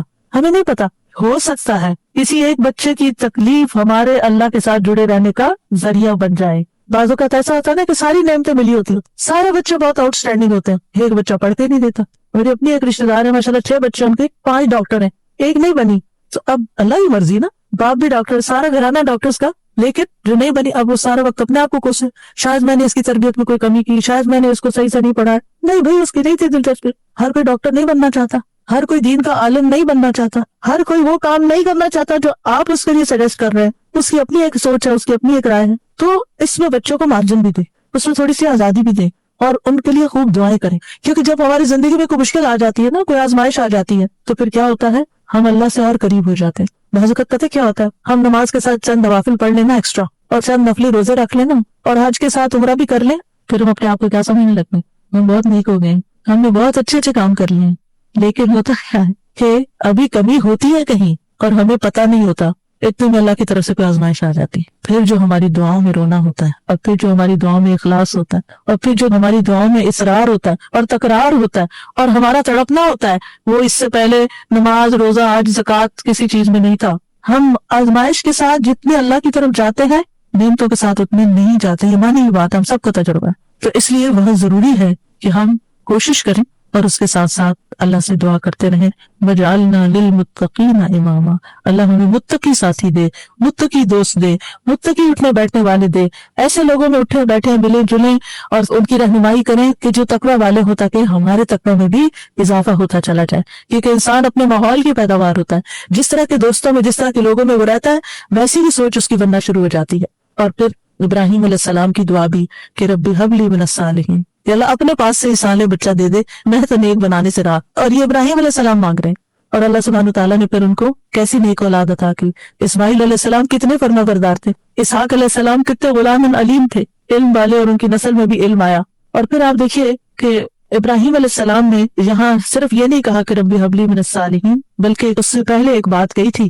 وہ کیا تھی؟ سورہ صافات میں وقال انی ذاہب الی ربی سیہدین، میں اپنے رب کی طرف جا رہا ہوں، میں رب کا بن رہا ہوں، وہ مجھے ہدایت دے گا. پھر مانگا اللہ مجھے نیک اولاد بھی دے دے. ہم کیا کرتے ہیں، ہم خود تو نیک بنتے نہیں، انی ذاہب الی ربی کرتے نہیں، نہ نیکی کی طرف جاتے ہیں، نہ نیک کام کرتے ہیں، نہ دین کا کام کرتے ہیں، اور پھر ہم کہتے ہیں اللہ مجھے نیک اولاد دے، میری اولاد کو نیک بنا دو. یہ کیسے ہوگا؟ پہلے آپ خود تو بنے، پہلے آپ خود تو وہ کام کریں کہ جو آپ کو کر کے دکھانے ہیں بچے کو کہ ایسے نیک کام کرتے ہیں. اور پھر آپ دیکھیں کہ ابن جریر طبری کہتے ہیں کہ ابراہیم علیہ السلام کی دعا یہ تھی کہ اللہ مجھے اپنی طرف سے ایسا بیٹا عطا کر جو نیک لوگوں میں سے ہو، ایسے لوگ جو تیری اطاعت کرتے ہیں، تیری نافرمانی نہیں کرتے، زمین میں اصلاح کے کام کرتے ہیں اور زمین میں فساد برپا نہیں کرتے. یعنی مجھے ایسی اولاد چاہیے. اس سے یہ بات بھی پتہ چلتی ہے کہ انسان خواہ کتنا ہی قدر و منزلت والا ہو، خلیل اللہ ہی کیوں نہ ہو، پھر بھی وہ اللہ کا محتاج ہے، پھر بھی وہ اللہ تعالیٰ سے دعائیں کرے کہ ربی حب لی من الصالحین. اور اصلاح کی اپنی ایک اہمیت ہے، یعنی صرف اولاد نہیں مانگی بلکہ نیک اولاد مانگی، کیونکہ صرف اولاد آپ کے لیے مصیبت کا سبب ہو سکتی ہے اور نیک اولاد آپ کے لیے آنکھوں کی ٹھنڈک کا سبب ہوگی. اور پھر یہ کہ ابراہیم علیہ السلام کی دعا میں وَمِن ذُرِّيَّتِنَا أُمَّةً مُسْلِمَةً لَكَ، سبحان اللہ، اتنی بڑی دعا مانگ لی. یعنی صرف نیک اولاد نہیں بلکہ ہماری ذریات، یعنی اولاد کی اولاد، اولاد کی اولاد، اولاد کی اولاد، اس میں ایک امت مسلمہ پیدا کرتے. کتنے خوبصورت الفاظ کا چناؤ تھا. پہلے حبلی کہا، اللہ تحفہ چاہیے تیری طرف سے، ہدیہ چاہیے، ہبہ چاہیے، میں نے کچھ نہیں کیا، مجھے تیری طرف سے عنایت چاہیے کہ تو مجھے ایسا بیٹا عطا کر دے کہ جس کے اندر فطرت میں اندر خیر ہو، اندر نیکی ہو، اور بڑا ہو کے وہ اچھے کام کرے. اور پھر صرف یہ وَمِن ذُرِّيَّتِنَا أُمَّةً مُسْلِمَةً لَكَ، اللہ ہماری اولاد میں سے ایسے لوگ پیدا کر جو تیرے فرما بردار مُسْلِمَةً لَكَ ہوں. اور پھر آپ دیکھیے کہ کس طرح اللہ سبحانہ تعالیٰ نے ابراہیم علیہ السلام کو نوازا. سبحان اللہ، ابو الانبیاء ہے، انبیاء کے باپ ہیں. اور پھر آپ دیکھیے کہ جتنے بھی الہامی مذاہب ہیں، کرسچینٹی ہے یا جوڈازم ہے، اسلام ہے، ان سب کے وہی لیڈر ہیں. اللہ تعالیٰ نے کہا تھا نا انی جاعلک للناس اماما، یا ابراہیم میں تمہیں لوگوں کا امام بنانے والا ہوں. اور किस तरह फिर अल्लाह ताला ने उनको इमाम बनाया। फिर इसी तरह अगर औलाद ना होती हो तो फिर ये दुआ करते हैं, रब्बी ला तज़रनी फर्दन व अंत खैरुल वारिसीन, ऐ मेरे रब तू मुझे अकेला ना छोड़, तू ही सब वारिसों में से बेहतर वारिस है। ये ज़करिया अलैहिस्सलाम की दुआ थी, रब्बी ला तज़रनी फर्दन व अंत खैरुल वारिसीन। तो अल्लाह ने दुआ कबूल कर ली, फस्तजबना लहू व वहबना लहू यहया, हिबा है यहाँ भी, और हमने उसको यहया अता किया, व अस्लहना लहू ज़ौजा, और उसकी बीवी की इस्लाह कर दी। क्यों? इन्नहुम कानू युसारिऊन फिल खैरात, ये तो वो नेकियों में सबकत करते थे, नेकियों में दौड़ दौड़ के जाते थे। वो यदऊनना रहबन व रहबा, और वो हमें रहबत और रहबत, उम्मीद और खौफ के साथ पुकारते थे। वो कानू लना खाशिईन, ये तीन चीजें दुआ की कबूलियत का जरिया है। नेकी के कामों में तेज जाना, जल्दी करना, सुस्ती ना करना। युसारिऊन सुरअत से है ये लफ्ज। इन अंबिया की दुआएं क्यों कबूल हुई? क्योंकि वो नेकी के कामों में तेजी दिखाते थे। दूसरे दुआएं करते थे, वो यदऊनना रहबन व रहबा, यानी कोशिश भी करनी है, भागना भी है अल्लाह की तरफ, और दूसरे दुआएं करनी है, और तीसरे तकब्बुर में नहीं आना। वह कानू लना खाशिईन, वो हमारे लिए खुशू करने वाले थे। इब्न कय्यिम कहते हैं नेक अमाल करना और उसकी तरफ सबकत ले जाना दुआ की कबूलियत के बड़े असबाब में से है। इसीलिए अल्लाह ताला ने इनकी दुआएं कबूल, रहबन व रहबा, और वो हमें रहबत और रहबत, उम्मीद और खौफ के साथ पुकारते थे। वह कानू लना खाशिईन, ये तीन चीजें दुआ की कबूलियत का जरिया है। नेकी के कामों में तेज जाना, जल्दी करना, सुस्ती ना करना। युसारिऊन सुरअत से है ये लफ्ज। इन अंबिया की दुआएं क्यों कबूल हुई? क्योंकि वो नेकी के कामों में तेजी दिखाते थे। दूसरे दुआएं करते थे, वो यदऊनना रहबन व रहबा, यानी कोशिश भी करनी है, भागना भी है अल्लाह की तरफ, और दूसरे दुआएं करनी है, और तीसरे तकब्बुर में नहीं आना। वह कानू लना खाशिईन, वो हमारे लिए खुशू करने वाले थे। इब्न कय्यिम कहते हैं नेक अमाल करना और उसकी तरफ सबकत ले जाना दुआ की कबूलियत के बड़े असबाब में से है। इसीलिए अल्लाह ताला ने इनकी दुआएं कबूल कर ली। फिर एक और दुआ है जो हज़रत ज़करिया अलैहिस्सलाम ने ही मांगी, रब्बी हबली मिन लदुनका ज़ुर्रियतन तय्यिबा इन्नका समीउद दुआ, ऐ मेरे रब मुझे अपनी तरफ से नेक और पाकीज़ा औलाद अता फरमा, बेशक तू ही दुआएं सुनने वाला है। यानी हिबा वो होता है ना जो बगैर मुआवजे के खुश दिली और एहसान के तौर पर किसी को कोई चीज दे दी जाए। यानी एक हिबा होता है कि हदिया होता है, एक सदका होता है। तो सदका वो होता है जिससे आखिरत का अजर सवाब चाहिए, और हदिया वो होता है जिससे तोहफा देने वाले और जिसको तोहफा दिया गया उसके दरमियान मोहब्बत पैदा करना मकसूद होता है। यानी हदिया मोहब्बत के लिए होता है, और हिबा जो है वो किसी मकसद के लिए होता है। हिबा वो चीज होती है कि जिसको हिबा की जाती है सिर्फ उसका फायदा मतलूब होता है। मतलब ये था कि अल्लाह मुझे अपने पास से ऐसा हदिया दे जो बगैर किसी बस के, मेरी बगैर किसी कोशिश और मेहनत के हो, तो बस तू आप अता कर दे, मिन लदुनका, अपने पास से दे दे, क्योंकि तेरे पास तो सब कुछ है। और फिर ज़ुर्रियतन तय्यबा दे, जो अपने अक़वाल और अफ़आल में पाक हो, जिस्मों में पाक हो। इन्नका समीउद दुआ, आप तो दुआएं सुनने वाले। ये मोहब्बत और रहमत को खींच लाने वाली बात है। तो दुआ करना जो है अंबिया की सुन्नत है। और फिर अल्लाह की जगह या अल्लाह कहने के बजाय रब्बी कहा गया है, रब को वसीला बनाकर दुआ की गई है। इसीलिए आप देखें अंबिया की सारी दुआएं रब्बना से शुरू होती हैं या रब्बी से शुरू होती हैं। और फिर सिर्फ औलाद नहीं, नेक औलाद, और फिर औलाद को नेक बनाने के असबाब भी। और फिर ये यकीन की दुआ तकदीर को बदल देती है। हज़रत ज़करिया इंतहाई बूढ़े थे लेकिन उन्होंने यकीन से दुआ की। और फिर इब्राहीम अलैहिस्सलाम की दुआ, रब्बि जअलनी मुक़ीमस्सलाति व मिन ज़ुर्रिय्यती रब्बना व तक़ब्बल दुआ, ऐ मेरे रब मुझे भी और मेरी औलाद को भी नमाज कायम रखने वाला बना। ऐ मेरे रब मेरी ये दुआ कबूल फरमा।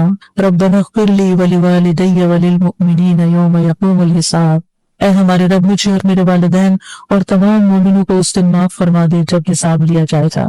रब्बि औज़िअनी अन अश्कुर निअमतक अल्लती अनअमत अलैया व अला वालिदैया व अन अअमल सालिहन तरदाहु व अस्लिह ली फी ज़ुर्रियती, ये भी औलाद के लिए दुआ है। अल्लाह मेरी ज़ुर्रियत की इस्लाह कर दे, मेरी ज़ुर्रियत को नेक बना दे। इन्नी तुब्तु इलैक, मैं तेरी तरफ वापस पलटता हूँ, तौबा करता हूँ। व इन्नी मिनल मुस्लिमीन, और बिलाशुबा मैं फरमाबरदार हूँ।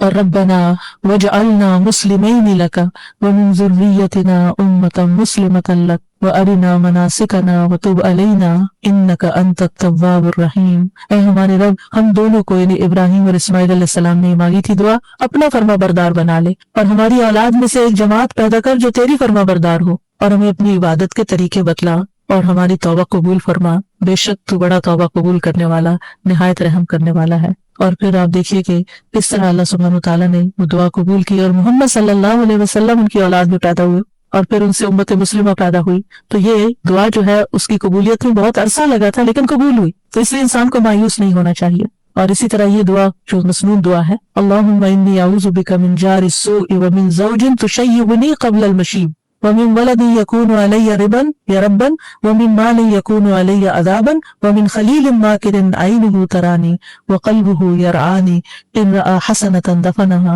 وإذا رأى سيئة أذاءها.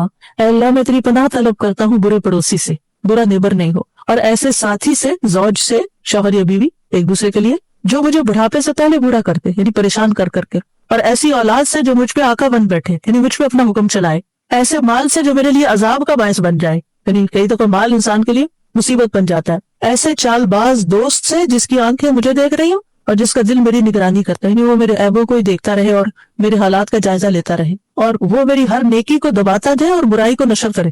کچھ ایسے بھی لوگ ہوتے ہیں نا آپ کے آس پاس جو آپ کو اپنا دوست بتاتے ہیں، یعنی آپ کے لیے اپنی دوستی ظاہر کرتے ہیں، لیکن وہ آپ کی ہر نعمت سے جلتے ہیں اور آپ کی ہر خرابی سے خوش ہوتے ہیں، اور آپ کے اندر کوئی کمی بیشی ہے تو جا کے دوسروں میں نشر کر دیتے ہیں. تو یہاں 5 چیزوں کی برائی سے بچنے کی دعا کی گئی ہے: برا پڑوسی، بد اخلاق مرد یا عورت، نافرمان اولاد، عذاب بننے والا مال، اور چال باز دوست.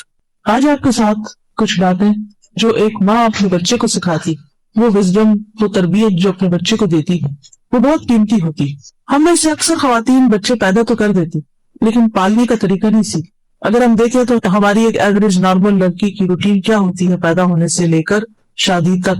پڑھنا پڑھنا پڑھنا، ڈگری لینا، اور ڈگری لے کر وہ شادی کر کے ایک نئے سفر پر روانہ ہو جاتی ہے، اور اس کے بعد نئے چیلنجز کا سامنا ہوتا ہے. اس ڈگری میں کچھ اور پڑھ رکھا ہوتا ہے اور حقیقی دنیا، پریکٹیکل لائف کچھ اور ہوتی. اسی لیے آپ نے دیکھا ہوگا کہ بہت سے ایسے لوگ کہ جو بہت پڑھے لکھے بھی ہوتے ہیں لیکن انہیں باہم نباہ کرنا نہیں آتا، شوہر کو اپنی ذمہ داریاں کھانی نہیں آتی، اور بیوی کو شوہر کا دل لبھانا نہیں آتا، لہٰذا اس کے نتیجے میں بچوں کی تربیت بھی صحیح طور پر ہو نہیں پاتی.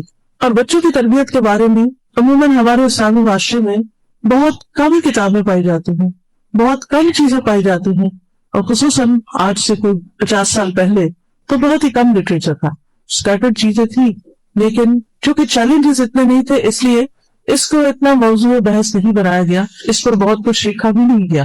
میں سمجھتی ہوں کہ اگر ماں اپنی تربیت کا انتظام کر لیتی تو بچوں کی تربیت ساتھ ساتھ ہوتی چلی جاتی. ایک ماں جس کے دل میں اللہ کا ڈر، تقویٰ ہو، اللہ کی محبت ہو، اس کے دین کی محبت ہو، وہ خود نمازوں کی پابند ہو، جھوٹ سے پرہیز کرتی، اخلاق، آداب اور بہترین مینرز اس کے اندر ہو، تو یہ چیزیں آٹومیٹیکلی اولاد کے اندر ٹرانسفر ہونا شروع ہو جاتی. اس ماں کی بات میں بہت بڑا اثر ہوتا ہے کیونکہ وہ خود باعمل ہے. اکثر لوگ مجھ سے پوچھتے ہیں کہ بچوں کی تربیت کیسے کریں، تو میں ان سے یہ کہتی ہوں کہ آپ اپنی تربیت کا بندوبست کر لیں، بچوں کی ساتھ ہی ہو جائے گی، کیونکہ ہم بھی ہیومن بینگز ہیں، وہ بھی جن چیزوں سے ہمیں فائدہ ہوگا ان چیزوں سے ان کو فائدہ ہوگا. ان کی تربیت کرنے کے لیے ہمیں رول ماڈل بننا ہوگا، ایک اچھا نمونہ بننا ہوگا. تو اس لیے بہت ضروری ہے کہ ہم نمبر 1 اچھا نمونہ بنے، نمبر 2 اپنے علم میں اضافے کی کوشش کرتے ہیں مستقل طور پر. یعنی ہمارا دین ہمیں کیا سکھاتا ہے کہ ہم کب سے کب تک پڑھیں؟ کیا اس میں کوئی گریڈز یا ڈگریاں متعین کر دی گئی؟ یہ تو بعد میں لوگوں نے خود ہی کسی کورس کا نام دینی کا نام عالمہ رکھ دیا، کسی کا فاضلہ رکھ دیا، کسی کا کچھ اور رکھ دیا. ہمارے دین کے اندر کوئی ایسی کوئی درجہ بندی نہیں. ہم سب کو جو بات سکھائی گئی اور وہ ہر ایک کے لیے ہے وہ یہ کہ مہد سے لاحد تک علم حاصل کرو. مہد کہتے ہیں پنگوڑے، یعنی پیدائش سے لے کر مرتے دم تک علم حاصل کرتے رہو. لہٰذا ہم سب کو، چاہے ہم دنیاوی اعتبار سے کوئی ڈگری رکھتے ہوں یا نہ رکھتے ہوں، ہر ایک کو یہ بات ضروری ہے کہ وہ سیکھتا ہی رہے، چاہے اس کا حافظہ بہت اچھا ہے اور چاہے اس کا حافظہ اچھا نہیں. ضروری نہیں کہ ہر بات رٹی ہی جائے، اور ضروری نہیں کہ ہر بات زبانی یاد کر کے اس کو اپنے دل میں ہی رکھا جائے. جیسے ہم کھانا کھاتے ہیں تو ہم نے دیکھا ہوگا کہ کھانے کا صرف ایک حصہ ہوتا ہے اور وہ بہت تھوڑا حصہ ہوتا ہے جو ہمارا جزو بدن بنتا ہے، جو ہمارا خون بنتا ہے، اور پھر وہ خون غذائیت لے کے اس کو پورے جسم میں پہنچاتا ہے اور سارے جسم کی ضرورت پوری کرتا ہے. اسی طرح علم ہوتا ہے. علم جب انسان حاصل کرتا ہے تو ضروری نہیں کہ وہ سارے کا سارا ہر وقت دل و دماغ میں حاضر رہے، بلکہ وہ ہمارے عمل کا ایک حصہ بن جاتا ہے، ہماری شخصیت کا حصہ بن جاتا ہے، ہمارے اندر جذب ہو جاتا ہے، اور اس کے بعد جب وہ ہمارے عمل میں آ جاتا ہے تو وہی دراصل ہمارے لیے طاقت کا ذریعہ بنتا ہے، وہی ہماری صحت کا ذریعہ، یعنی روحانی صحت کا ذریعہ بنتا ہے. تو اس لیے بے حد ضروری ہے کہ ہم علم حاصل کرتے رہیں جب تک موت نہیں آ جاتی. اور ہمارے دین میں علم حاصل کرنے کو عبادت قرار دیا گیا ہے کہ یہ عبادت ہے، افضل عبادت ہے، کیونکہ کوئی عبادت اس کے بغیر ہو ہی نہیں سکتی.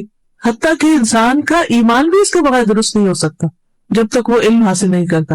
اس لیے قرآن مجید میں آتا ہے فَعْلَمْ أَنَّهُ لَا إِلَهَ إِلَّا اللَّهُ، علم حاصل کرو، جان لو کہ اللہ کے سوا کوئی الہ نہیں.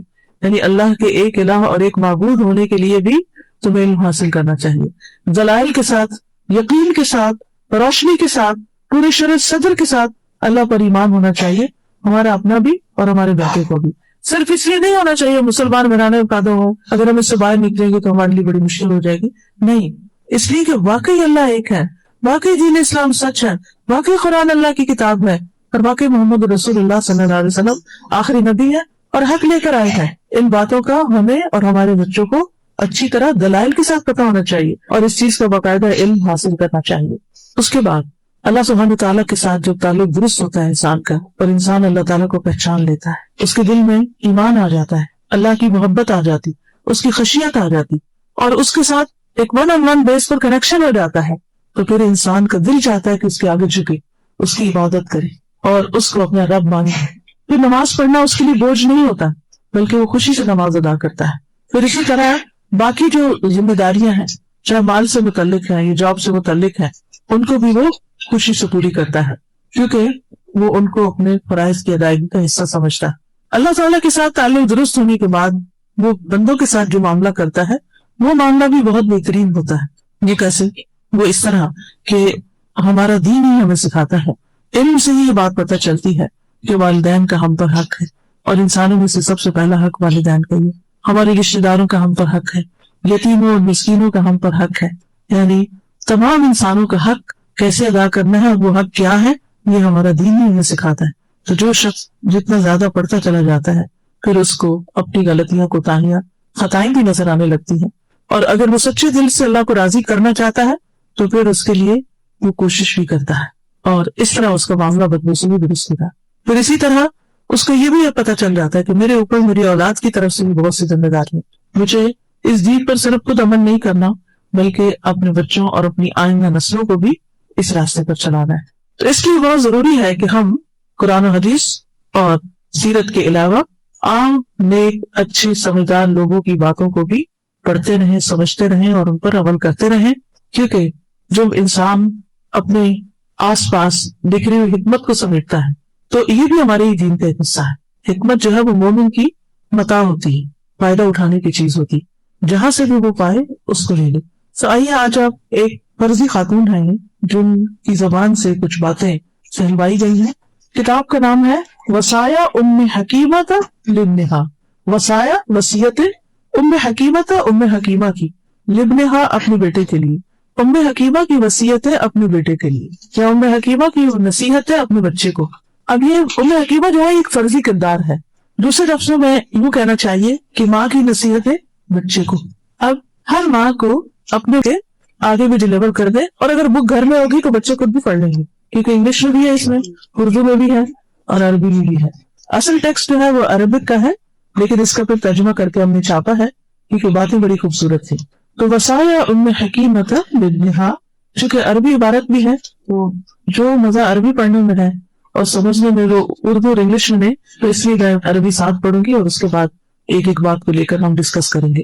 وہ کہتی ہے بنیا، اے میرے پیارے بچے، چھوٹے سے بچے، ایاک ان تتکلم فی الاشیاء وفی الناس، بچے تم چیزوں اور لوگوں کے بارے میں باتیں کرنے سے، الا بعد ان تتأکد من صحت المصدر، مگر اس کے بعد کہ تم اس کے سورس یا اس کے ماخذ کے صحیح ہونے کا یقین کر لو. کتنی عمدہ بات ہے کہ کسی انسان کے بارے میں اور کسی بھی چیز کے بارے میں زبان نہ کھولو جب تک کہ اس بات کے صحیح ہونے کا تمہیں یقین نہ ہو.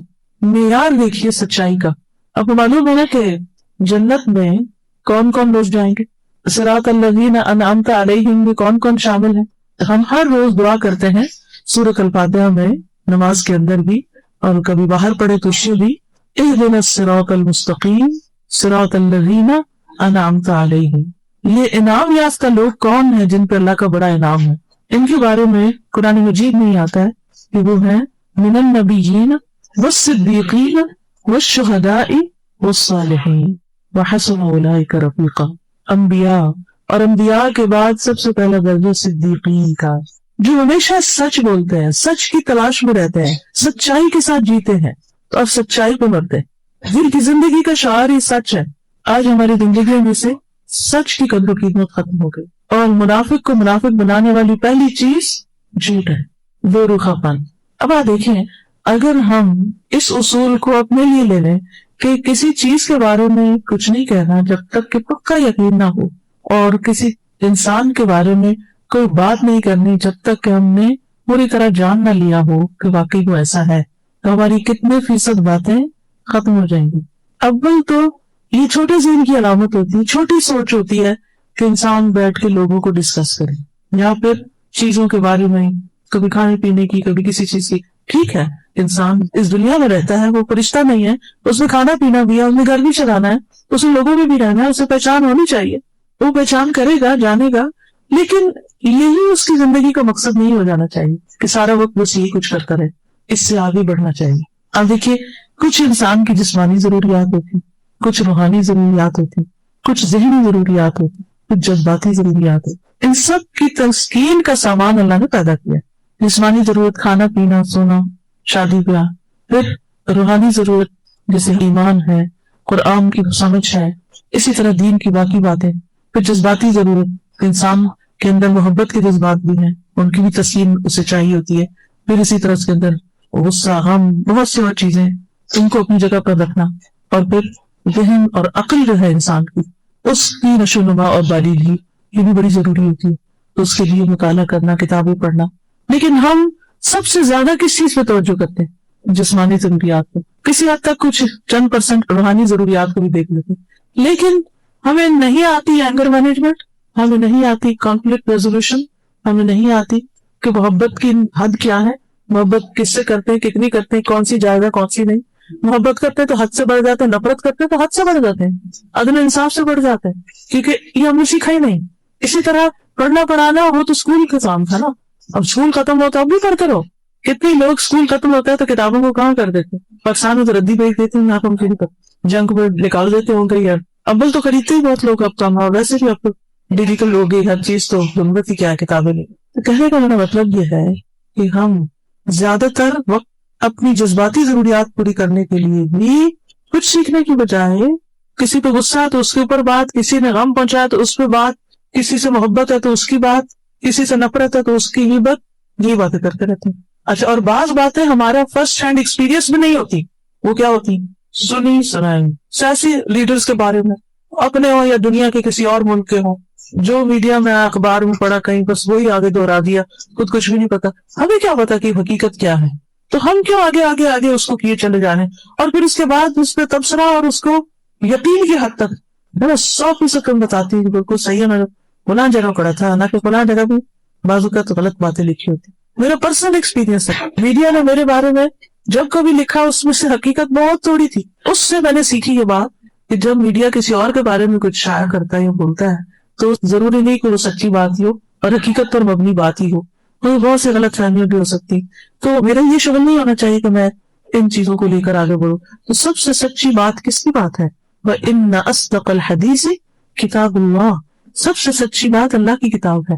لیکن ہمارے پاس اسی کو سمجھنے کا, پڑھنا میں نہیں کہہ رہی, پڑھ پھر بھی لیتے ہیں, سمجھتے نہیں, اسی کو سمجھنے کا وقت نہیں, نہ اپنی اولادوں کو سمجھانے کا وقت ہے, نہ اس کے لیے ہم وقت نکالتے ہیں, اور نہ اس کو امپورٹنٹ سمجھتے ہیں, جو سب سے سچی بات ہے.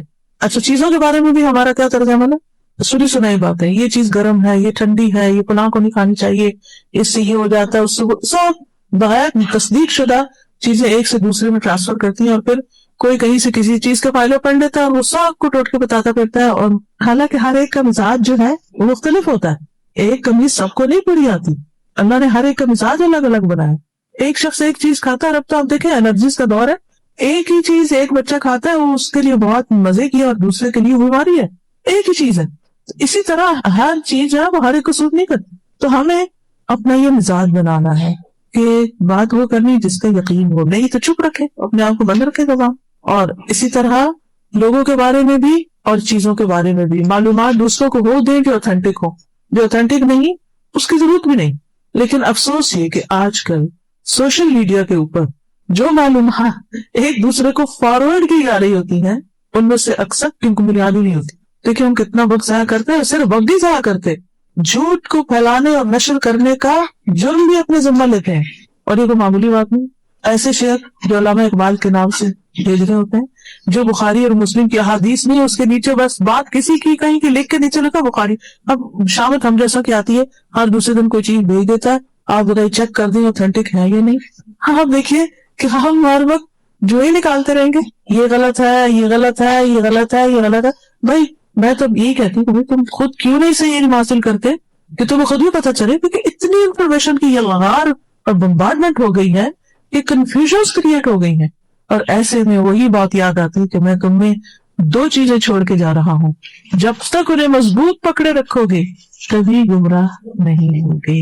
اب یہ جو لائن ہے نا، اس کے سامنے والی لائن کو لکھ لیجئے، قرآن مجید سب سے سچی بات ہے، خود بھی سمجھنا ہے، بچوں کو بھی سمجھانا ہے، سکھانا ہے. یہ اپنے لیے ریزولوشن بنا لیجیے، کیونکہ یہاں سے اٹھ کے جائیں گے تو باتیں تو بھول جائیں گے، لیکچر تو بھول جائے گا. کچھ چیزیں جہاں لکھی ہوئی گی، لیکن اس کے ساتھ جو ایکسپلینیشن میں دے رہی ہوں، چند جملے جو اہم ہیں وہ ضرور لکھ لیجیے، تاکہ جب کبھی آپ یہ کتاب پڑھیں تو آپ کو یاد آئے کہ ہاں میں نے ایک بات سوچی تھی، یہ کرنی ہے تو میں نے اب تک نہیں کی، مجھے کر لینی چاہیے. اور اب الحمدللہ آپ دیکھیے کہ ہر جگہ پر انتظامات موجود ہیں، کلاسز بھی ہو رہی ہیں، اور اس کے علاوہ آن لائن بھی کلاسز موجود ہیں، اوتھینٹک ویب سائٹس بھی موجود ہیں. الحمدللہ علم حاصل کرنا، پہلے تو دور دراز لوگ جایا کرتے تھے، اب گھر بیٹھ کے بھی بہت سی چیزیں اویلیبل ہو جاتی، آپ کی قریب کی ویسینٹی میں بھی سب کچھ موجود ہوتا ہے. اور اپنے لیے اصول یہ بنانا ہے کہ جس چیز کی مجھے حقیقت تھی میں نے اس کو فارورڈ نہیں کرنا، آپ نہیں فارورڈ کیجئے. دیکھیے ایک گروپ میں مثلا 256 لوگ ہوتے ہیں، جب ہم ایک فضول بات اس میں شیئر کر دیتے ہیں تو 256 پیپل کا نقصان ہوتا ہے. اگر صرف 1 منٹ کی چیز بھی ہے تو 256 منٹ آپ نے لوگوں کے ضائع کر دیے. اور غلط علم پھیلایا، اس کی پوچھ ہوگی، پکڑ ہوگی آپ سے، اس کا جواب دینا ہوگا آپ کو. خصوصاً اگر نبی صلی اللہ علیہ وسلم پر جھوٹ باندھا جائے، حدیث میں آتا ہے من کذب علی متعمدا فلیتبوأ مقعدہ فی النار، جو مجھ پر جان بوجھ کے جھوٹ بولے اسے چاہیے کہ اپنا ٹھکانہ جہنم میں بنائے. تو جو لوگ یہ گھڑتے ہیں نا یہ جھوٹ، وہ تو اصل مجرم ہیں، لیکن ہم بھی ان کے مددگار ہو جاتے ہیں نا. ظالم کا ساتھ نہیں دینا چاہیے، ہم بھی مددگار ہو جاتے ہیں ان کے آگے آگے آگے پھیلا کے. اور جو وہ بہت شہرت پکڑنے لگتی، اب آپ دیکھیے جیسے سوشل میڈیا ہی ہے یا ویسے یوٹیوب ہے، یوٹیوب پر اگر کوئی چیز وائرل ہو جاتی ہے تو آپ کو معلوم ہے کہ اس بندے کو بہت سے اشتہار ملنے لگتے ہیں اور وہ بہت سا مال اکٹھا کر لیتا ہے اس جھوٹ کے ساتھ. اب بہت سی چیزیں لوگ ایسی اپلوڈ کر دیتے ہیں جو ان کی نہ اپنی بنائی ہوئی ہوتی ہے یا نہ ان کا اپنا حق ہوتا ہے، کسی اور کی اٹھا کے اپنے اوپر ڈال کے اور اس سے پیسے کمانا شروع کر دیتے ہیں. محنت کسی کی، پیسہ کوئی اور کما رہا ہے، یہ بھی کتنی غلط بات ہے. اس لیے بہت ضروری ہے کہ نمبر 1 ہم کوئی ایسی بات نہ کریں. اور یہ چیز ہماری زندگی تو پھر گزر گئی، اور ہم تو بڑی خواتین تو عموماً اتنی زیادہ ان چیزوں میں اتنی دلچسپی نہیں لیتی، لیکن دیکھیے کہ بچوں کے لیے کتنا ضروری ہو گیا کہ ان کو گائیڈ لائن دی جائے. یعنی یہ باتیں بہت پرانی باتیں ہیں، لیکن کس طرح ہر دور میں فائدہ مند ہیں. وَإِذَا جَاءَكَ أَحَدٌ بِنَبَإٍ فَتَبَيَّنْ قَبْلَ أَنْ تَتَهَوَّرَ، جب کوئی تمہارے سامنے کوئی خبر لائے تو جلدی کرنے سے پہلے اس کی تحقیق کرو. وَإِيَّاكَ وَالشَّائِعَةَ، اور مشہور خبر پر یقین کرنے سے بچو. اچھا بعض اوقات لوگ جیسے 1 اپریل ہوتا ہے تو اس میں لوگوں کو پھول بنانے کے لیے 1 اپریل پھول بڑے بڑے جھوٹ بول دیتے ہیں. کوئی مشہور کر دیتا ہے محمد علی کلی جب ابھی فوت نہیں ہوا تھا تو محمد علی کلی فوت ہو گیا، فلاں فوت ہو گیا. اب اس طرح کی باتیں وقتی طور پر امیوزمنٹ کے لیے لوگ مشہور کر دیتے ہیں، لیکن بہت بڑا جھوٹ ہے جس میں شریک ہوتے ہیں. تو خواہ آپ کے پاس کوئی خبر آئے یا آپ کہیں سے پڑھیں، اور خصوصاً جو بہت مشہور ہو جائے اس کے بارے میں بھی فوری اس کی تصدیق نہ کرو. نبی صلی اللہ علیہ وسلم پر بعض حدیثیں جھوٹی گھڑی گئیں اور وہ اتنی مشہور ہوئی کہ اگر کسی کو یہ بتایا جائے نا کہ یہ جھوٹی ہے بات، یہ آپ نے نہیں فرمائی، تو لگے دیکھو ہر کوئی یہ بتاتے بھی وہ، یعنی سنی سنائی باتوں کی تو تصدیق کرو ہی نہیں جب تک کہ اس کے سورس کا پتہ نہ ہو. اور ایون اگر تم کوئی چیز دیکھ بھی لیتے ہو تو پھر بھی بینیفٹ آف ڈاؤٹ دو، کیونکہ ہو سکتا ہے کہ ایک چیز کو دیکھ کر تم کچھ سمجھے جبکہ اس کی حقیقت کچھ اور ہی تھی. اس کی مثال واقعہ افک ہے. کس کس کو پتا ہے واقعہ افک کا؟ الحمدللہ جنہوں نے دورہ قرآن سنا ہو ان کو ضرور پتا ہوتا ہے یہ واقعہ کیا ہے. یہ واقعہ ہے نبی صلی اللہ علیہ وسلم کی بہت پیاری بیوی حضرت عائشہ صدیقہ رضی اللہ تعالیٰ عنہا پر الزام لگ گیا تھا کسی شخص کے ساتھ ملوث ہونے کا، صفوان بن معطل کے ساتھ، حالانکہ اس بات کی کوئی حقیقت نہیں تھی. مگر منافقین نے اتنا پروپیگنڈا کیا کہ لوگوں نے اس کو کچھ نے تو سچ ہی مان لیا اور آگے بھی بات کر دی، جن میں تقریباً سارے منافقین شامل تھے، اور کچھ سچے مومن بھی اس جھوٹے پروپیگنڈے سے متاثر ہو گئے، حالانکہ بات بالکل جھوٹ۔ اور وہ کیا تھی کہ حضرت عائشہ پیچھے رہ گئی تھی لشکر سے، اور جن کی ڈیوٹی تھی سامان وغیرہ کو پیچھے نہیں بچی کچی چیزیں دیکھنے کو، وہ جب آیا تو انہوں نے دیکھا کہ حضرت عائشہ سوئی ہوئی ہے اور قافلہ جا چکا ہے، تو انہوں نے انا للہ پڑھا اور وہ جاگ اٹھی اور ان کے آگے اونٹ کر دیا، وہ بیٹھ گئی اور وہ ان کو لے کے مدینہ، جو ہے وہ مدینہ میں انٹر ہوئے ان کو لے کر، تو کہا کہ یہ نبی کی بیوی تو نعوذ باللہ پیچھے رہی ہے، اس شخص سے دوستی کی وجہ سے کوئی برا کام کر کے آئی ہے۔ کتنا بڑا جھوٹ تھا اور کتنا اس کو عام کر دیا گیا، صرف اس لیے کہ اب عبداللہ بن ابی کیا کہتا ہوگا کہ میں نے اپنی آنکھوں سے دیکھا اس کو ساتھ آتے بھی، تو ہم نے آنکھوں سے دیکھا ہے صفوان کو حضرت عائشہ ایک طرح سے ان کو فیور کر کے ان کو لاتے ہوئے، تم نے یہ تھوڑی دیکھا کہ نعوذ باللہ اس نے کوئی برا کام، اور یہ ضروری تو نہیں کہ اگر کوئی مرد کسی عورت کے ساتھ کسی جگہ اکیلا دیکھا گیا تو ضرور کوئی برا ہی کام کر کے بیٹھے ہو، یہ تو حق نہیں۔ اسی لیے اس چیز سے منع کیا گیا کہ کوئی عورت کسی مرد کے ساتھ اکیلی نہ بیٹھے، کیونکہ اس سے لوگوں کے اندر شکوک و شبہات پیدا ہو جاتے ہیں اور وہ گھروں میں لڑائیاں فساد شروع ہو جاتے ہیں۔ میں ساسکیٹون میں تھی پچھلے ہفتے، تو مجھے کسی نے بتایا کہ یہ بچی بہت پیاری سی بچی ہے، بہت اچھی، بہت بااخلاق سی، لیکن ہسبینڈ وائف کے بیچ میں لڑائی ہو گئی ایک بات پر، وہ یہ تھی کہ لڑکی کے جو پیرنٹس تھے وہ بہت ماڈرن تھے اور ان کے اندر کزنس کے ساتھ ہاتھ ملانا، حق کرنا، بیٹھنا، ہنسی مذاق کرنا کو برا نہیں سمجھا جاتا، لیکن شوہر کا جو خاندان تھا وہ ذرا ریزرو قسم کا تھا۔ اب اسی طرح کہیں کسی پارٹی شادی میں ہسبینڈ نے دیکھ لیا کہ میری وائف جو ہے وہ اپنے کزن کے ساتھ ہنس بول رہی ہے، which was just a normal routine matter ان کے خاندان میں، تو بس یہاں سے شروع نے ہر چیز میں شک کرنا شروع کر دیا، ہر چیز کے اندر لڑائی جھگڑا فتنہ فساد، اور اتنی قابل اور اتنی پیاری اور اتنی اچھی بچی جس گرب سے گزر رہی ہے اس کا اندازہ نہیں کیا جا سکتا۔ اب ہم دیکھیے کہ ہسبینڈ وائف کو رشتہ ایک ٹرسٹ کا رشتہ ہوتا ہے، ایک دوسرے کے اوپر اگر ٹرسٹ نہ رہے تو زندگی حرام ہو جاتی ہے، غموں کا انبار لگ جاتا ہے۔ تو ایسی صورت میں اسلام نے کچھ ایسی حدیں لگائی ہیں، کچھ ایسی پابندیاں ہمیں بتائی ہیں کہ ان کا لحاظ رکھا جائے تاکہ میاں بیوی کا آپس کا ٹرسٹ جو ہے وہ خراب نہ ہو، وہ ختم نہ ہو۔ تو بہرحال وہ تو ایک الگ ایشو ہے، یہاں پر جو بات کی جا رہی ہے وہ یہ کہ لوگوں کی باتوں کی تصدیق مت کرو، سنی سنائی باتوں کی، اور ایون جب تم کوئی چیز اپنی آنکھوں سے بھی دیکھ لے تو اس سے بھی ٹھہر جاؤ، فوراً ججمنٹ نہیں پاس کرو۔ بعض اوقات دور سے چیزیں کچھ اور نظر آ رہی ہے، بعض اوقات ایک چیز ہم سوچ رہے ہوتے ہیں اور ہم اپنے آئینے اور نظر اینک کے مطابق اس کو دیکھ رہے ہوتے ہیں۔ اب جن لوگوں کی نظر کمزور ہوتی ہے اور وہ اینک سے صحیح دیکھ پاتے ہیں، اگر وہ اینک اتار دیں تو ان کو بعض اوقات دوسروں کو دیکھنے میں بھی غلط فہمی ہو جاتی، سچ نہیں میں نے دیکھا تو فلاں تو بھی نہیں، آپ کی اینک نہیں لگی، اس لیے آپ نے کچھ اور دیکھا، اینک لگ جائے گی تو پھر چیزیں کچھ اور نظر آئیں گی، تو دیکھنے میں بھی غلط فہمی ہو جاتی ہے۔ وَإِذَا ابْتَلَاكَ اللَّهُ بِعَدُوٍّ، جب اللہ تمہیں کسی دشمن سے مبتلا کر دے، یعنی جب کوئی شخص تمہارا دشمن بن جائے، ہوتا ہے نا، تو اسے ڈیل کیسے کرو؟ مثلاً آپ کے بچے اسکول میں ہیں، بعض اوقات لڑائیاں ہو جاتی ہیں، فائٹنگ ہو جاتی ہے، دشمنیاں پیدا ہو جاتی ہیں، تو ایسی قسم کی کچھ چیزیں ہو جاتی ہیں۔ اچھا، بعض ایسی ہوتی ہے جو بہت اوپن ہوتی ہیں اور بعض ہوتی ہے جو دل ہی دل میں ایک دوسرے سے بغض رکھے ہوئے ہوتے ہیں اور اینیموسٹی، تو پھر کیا کرو؟ اس کو کس طرح اوور کم کرو؟ قابلہ بالاحسان الیہ، اس کا مقابلہ احسان کے ساتھ ہو۔ قرآن مجید میں آتا ہے ادفع باللتی ہی احسن، اس طریقے سے دور کرو جو احسن، یعنی برائی کو بھلائی سے دور کرو۔ اقسم باللہ، میں اللہ کی قسم کھاتی ہوں، ان العداوۃ تنقلب حبا، کہ دشمنی محبت میں بدل جائے گی۔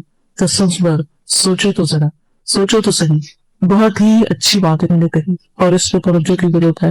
اپنے لیے سامنے کے پیج پر لکھ لیجئے، نفرت اور دشمنی کا مقابلہ احسان کے ساتھ کرنا ہے، احسان کے ساتھ۔ آپ نے دیکھو گا کہ بعض بچے آپس میں گھروں میں بہت لڑتے، بھائی بھائی سے لڑ رہا ہے، بہن بھائی سے لڑ رہی ہے، اور آپ سر پکڑ کے بیٹھ لیتے، سمجھ نہیں آتا کہ ان کو کیسے سمجھاؤں۔ آپ ہر روز صلح کرا رہے ہوتے، ہر روز سمجھا رہے ہوتے، مت لڑو مت لڑو مت لڑو۔ اب اس کے لیے طریقہ یہ ہے کہ بچپن سے ہی آپ بچوں کو سکھائیں ایک دوسرے کو اپنے اوپر فوقیت دینے کی، یعنی دوسرے کو امپورٹنس دینا سکھائیں۔ جو لوگ دوسروں کو اہمیت دینا جانتے ہیں، ان کا صحیح مقام پہچان کر ان کو اس مقام کے مطابق ڈیل کرتے ہیں، ان کی زندگی میں مسائل کم ہوتے ہیں۔ جب ہم کسی کو رسپیکٹ نہیں دیتے جبکہ اللہ نے اس کو رسپیکٹیبل بنایا، وہ مسائل بڑھ جائیں گے۔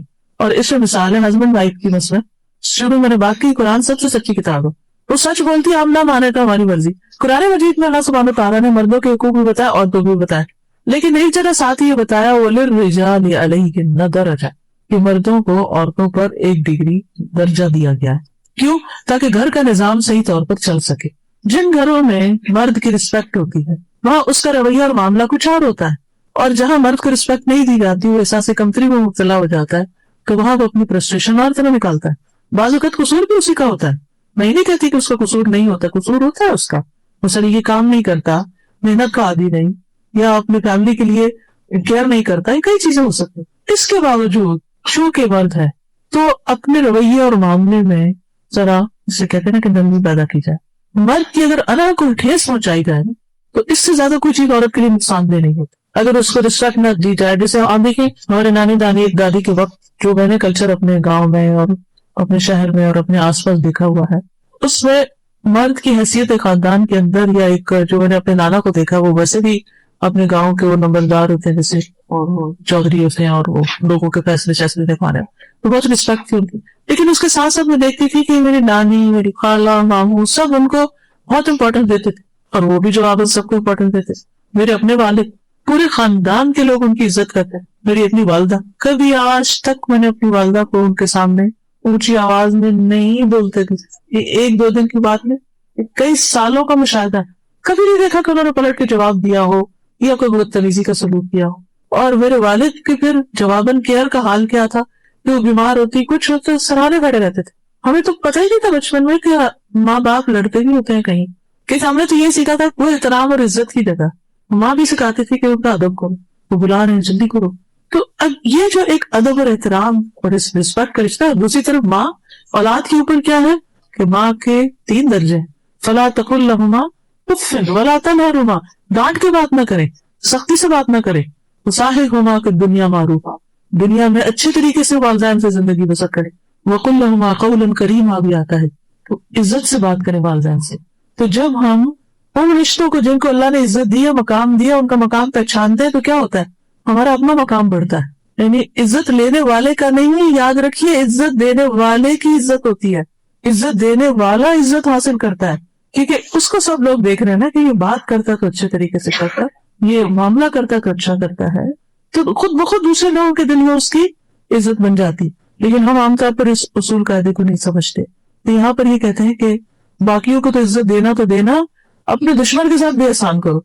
अच्छा, हर खानदान के अंदर तकरीबन ये होता है कि कुछ रिश्ते ऐसे होते हैं जिनमें कंपटीशन होता है, जैसे देवरानी जेठानी का रिश्ता है, या इसी तरह नंद भावज का, या इवन कुछ और भी ऐसे बीच में आ जाते हैं जिनके साथ एक खामोश कंपटीशन चल रहा होता है। अब जहाँ ये कंपटीशन होता है ना, वहाँ दिल बहुत अच्छे एक दूसरे के लिए नहीं होते, क्योंकि थोड़ी थोड़ी जेलसी होती है।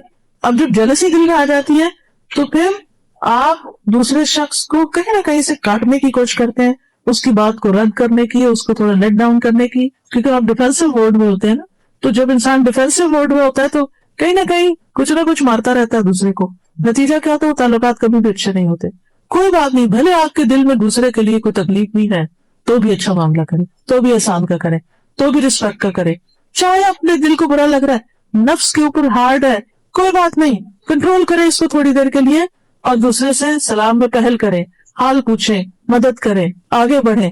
आप देखें कि हालात कैसे तब्दील हो जाते हैं। ये तो कुरान का फार्मूला है, इदफा बिल्लती हिय अहसन फइज़ल्लज़ी बैनका व बैनहु अदावतुन कअन्नहु वलिय्युन हमीम, कि तुम्हारे और उसके दरमियान अगर अदावत भी है तो ऐसा हो जाएगा जैसे गहरा दिली दोस्त। नबी सल्लल्लाहु अलैहि वसल्लम का कारनामा ये है कि उन्होंने अपने दुश्मनों को दोस्त बनाया। हम अपने मोहसिनों को भी अपना दोस्त नहीं बना सकते। क्यों? ठीक है, जिंदगी में कुछ लोग बड़े सख्त मिजाज होते हैं, हार्ड होते हैं, मुश्किल होती है डीलिंग उनसे, लेकिन एवरेज लोगों से हमारा मामला क्या है? हम कितनी दफा दिन में मुस्कुराते हैं, कितनी दफा सलाम में पहल करते हैं, कितनी दफा आराम से बात करते हैं जब कोई हमसे कोई सवाल करे, पूछे फलां चीज क्या है। अब वैसे अक्सर हस्बैंड लोग क्या करते हैं, चाबी कहीं ला के रख देते हैं, फिर सुबह शोर मचा देते हैं, चाबी कौन है, चाबी कौन है, और आपने कहीं रखी भी होती है, और आप भी चुप करके खड़े होते हैं, अच्छा तो मजा चकाऊंगी। असल मसला तो ये कि एक जगह बना दे, अगर कुछ ने खुद नहीं रखा आप जाके वहां लटका देते, ताकि सुबह ही शोर ही ना उठे, वहां से खुद ही पता हो कि यही चाबी मिलेगी, मिल जाएगी। छोटी छोटी चीजों से बदमजगियां शुरू होती है, और फिर उस वक्त हमारा रवैया जो होता है वो बहुत तल्ख हो जाता है, जिससे वो तलखी लेके निकलते हैं और आप तलखी लेके पीछे रहती है, और जिंदगी जो है वो दूबर से दूबर होती चली जाती है। تو اب کسی کو تو پہل کرنی ہے نا، تو نفرتوں کو ختم کریں. اور جو ابتدا کرتا ہے اچھے رویے کی، اس وقت بہت بھاری ہوتا ہے نفس پر کہ اس نے مجھے ہرٹ کیا تو میں تو نہیں ہوں، میں تو بولوں گی بھی نہیں. 3 دن میں وہ ہرٹ ٹھنڈی ہو جانی چاہیے. اس کے بعد یہ ہے کہ جو پہل کرے گا سارا ثواب اس کو مل جائے گا. 2 سلام کرنے والوں میں جو پہل کرتا ہے اس کا اجر زیادہ ہوتا ہے، کیونکہ ہمارا دل ہمیں کنٹرول کیے نا، نفس کنٹرول کیے گئے، تو ہم یہ کر نہیں پاتے. تو آگے کیا ریزولوشن بنائیں گے، کیا لکھیں گے سامنے والے پیج پر؟ نفرتوں کو ختم کرنا ہے، برا کرنے والے سے اچھا کرتا ہے. آج جا کر کوشش کیجیے، جس شخص نے، کسی پرانی دوست نے کافی دن تک آپ کو کال نہیں کیا، آج ذرا جا کے حال پوچھ لیں، دیکھیں کتنی خوش ہو جائے گی. اور جب وہ خوش ہوگی تو آپ بھی بہت خوش ہو جائیں گے. یا کسی ایسے رشتے کا جو منتظر رہتا ہے آپ کا، خاص طور پر ہمارے ماں باپ اور جب دور ہو تو منتظر رہتے ہیں. سسرال والے کو اور بھی زیادہ کہ کیا کرتی، کہہ بھی نہیں سکتے ہو لیکن دل بھی ان کا چاہ رہا ہوتا ہے کہ ہمیں پوچھ ہی لیں. امول شکوا کیا، اس نے تو مجھے پوچھا تک نہیں، اس نے مجھے اگنور کر دیے. یہ اگنور کرنے کی فیلنگ تو بڑی تکلیف دہ ہوتی ہے.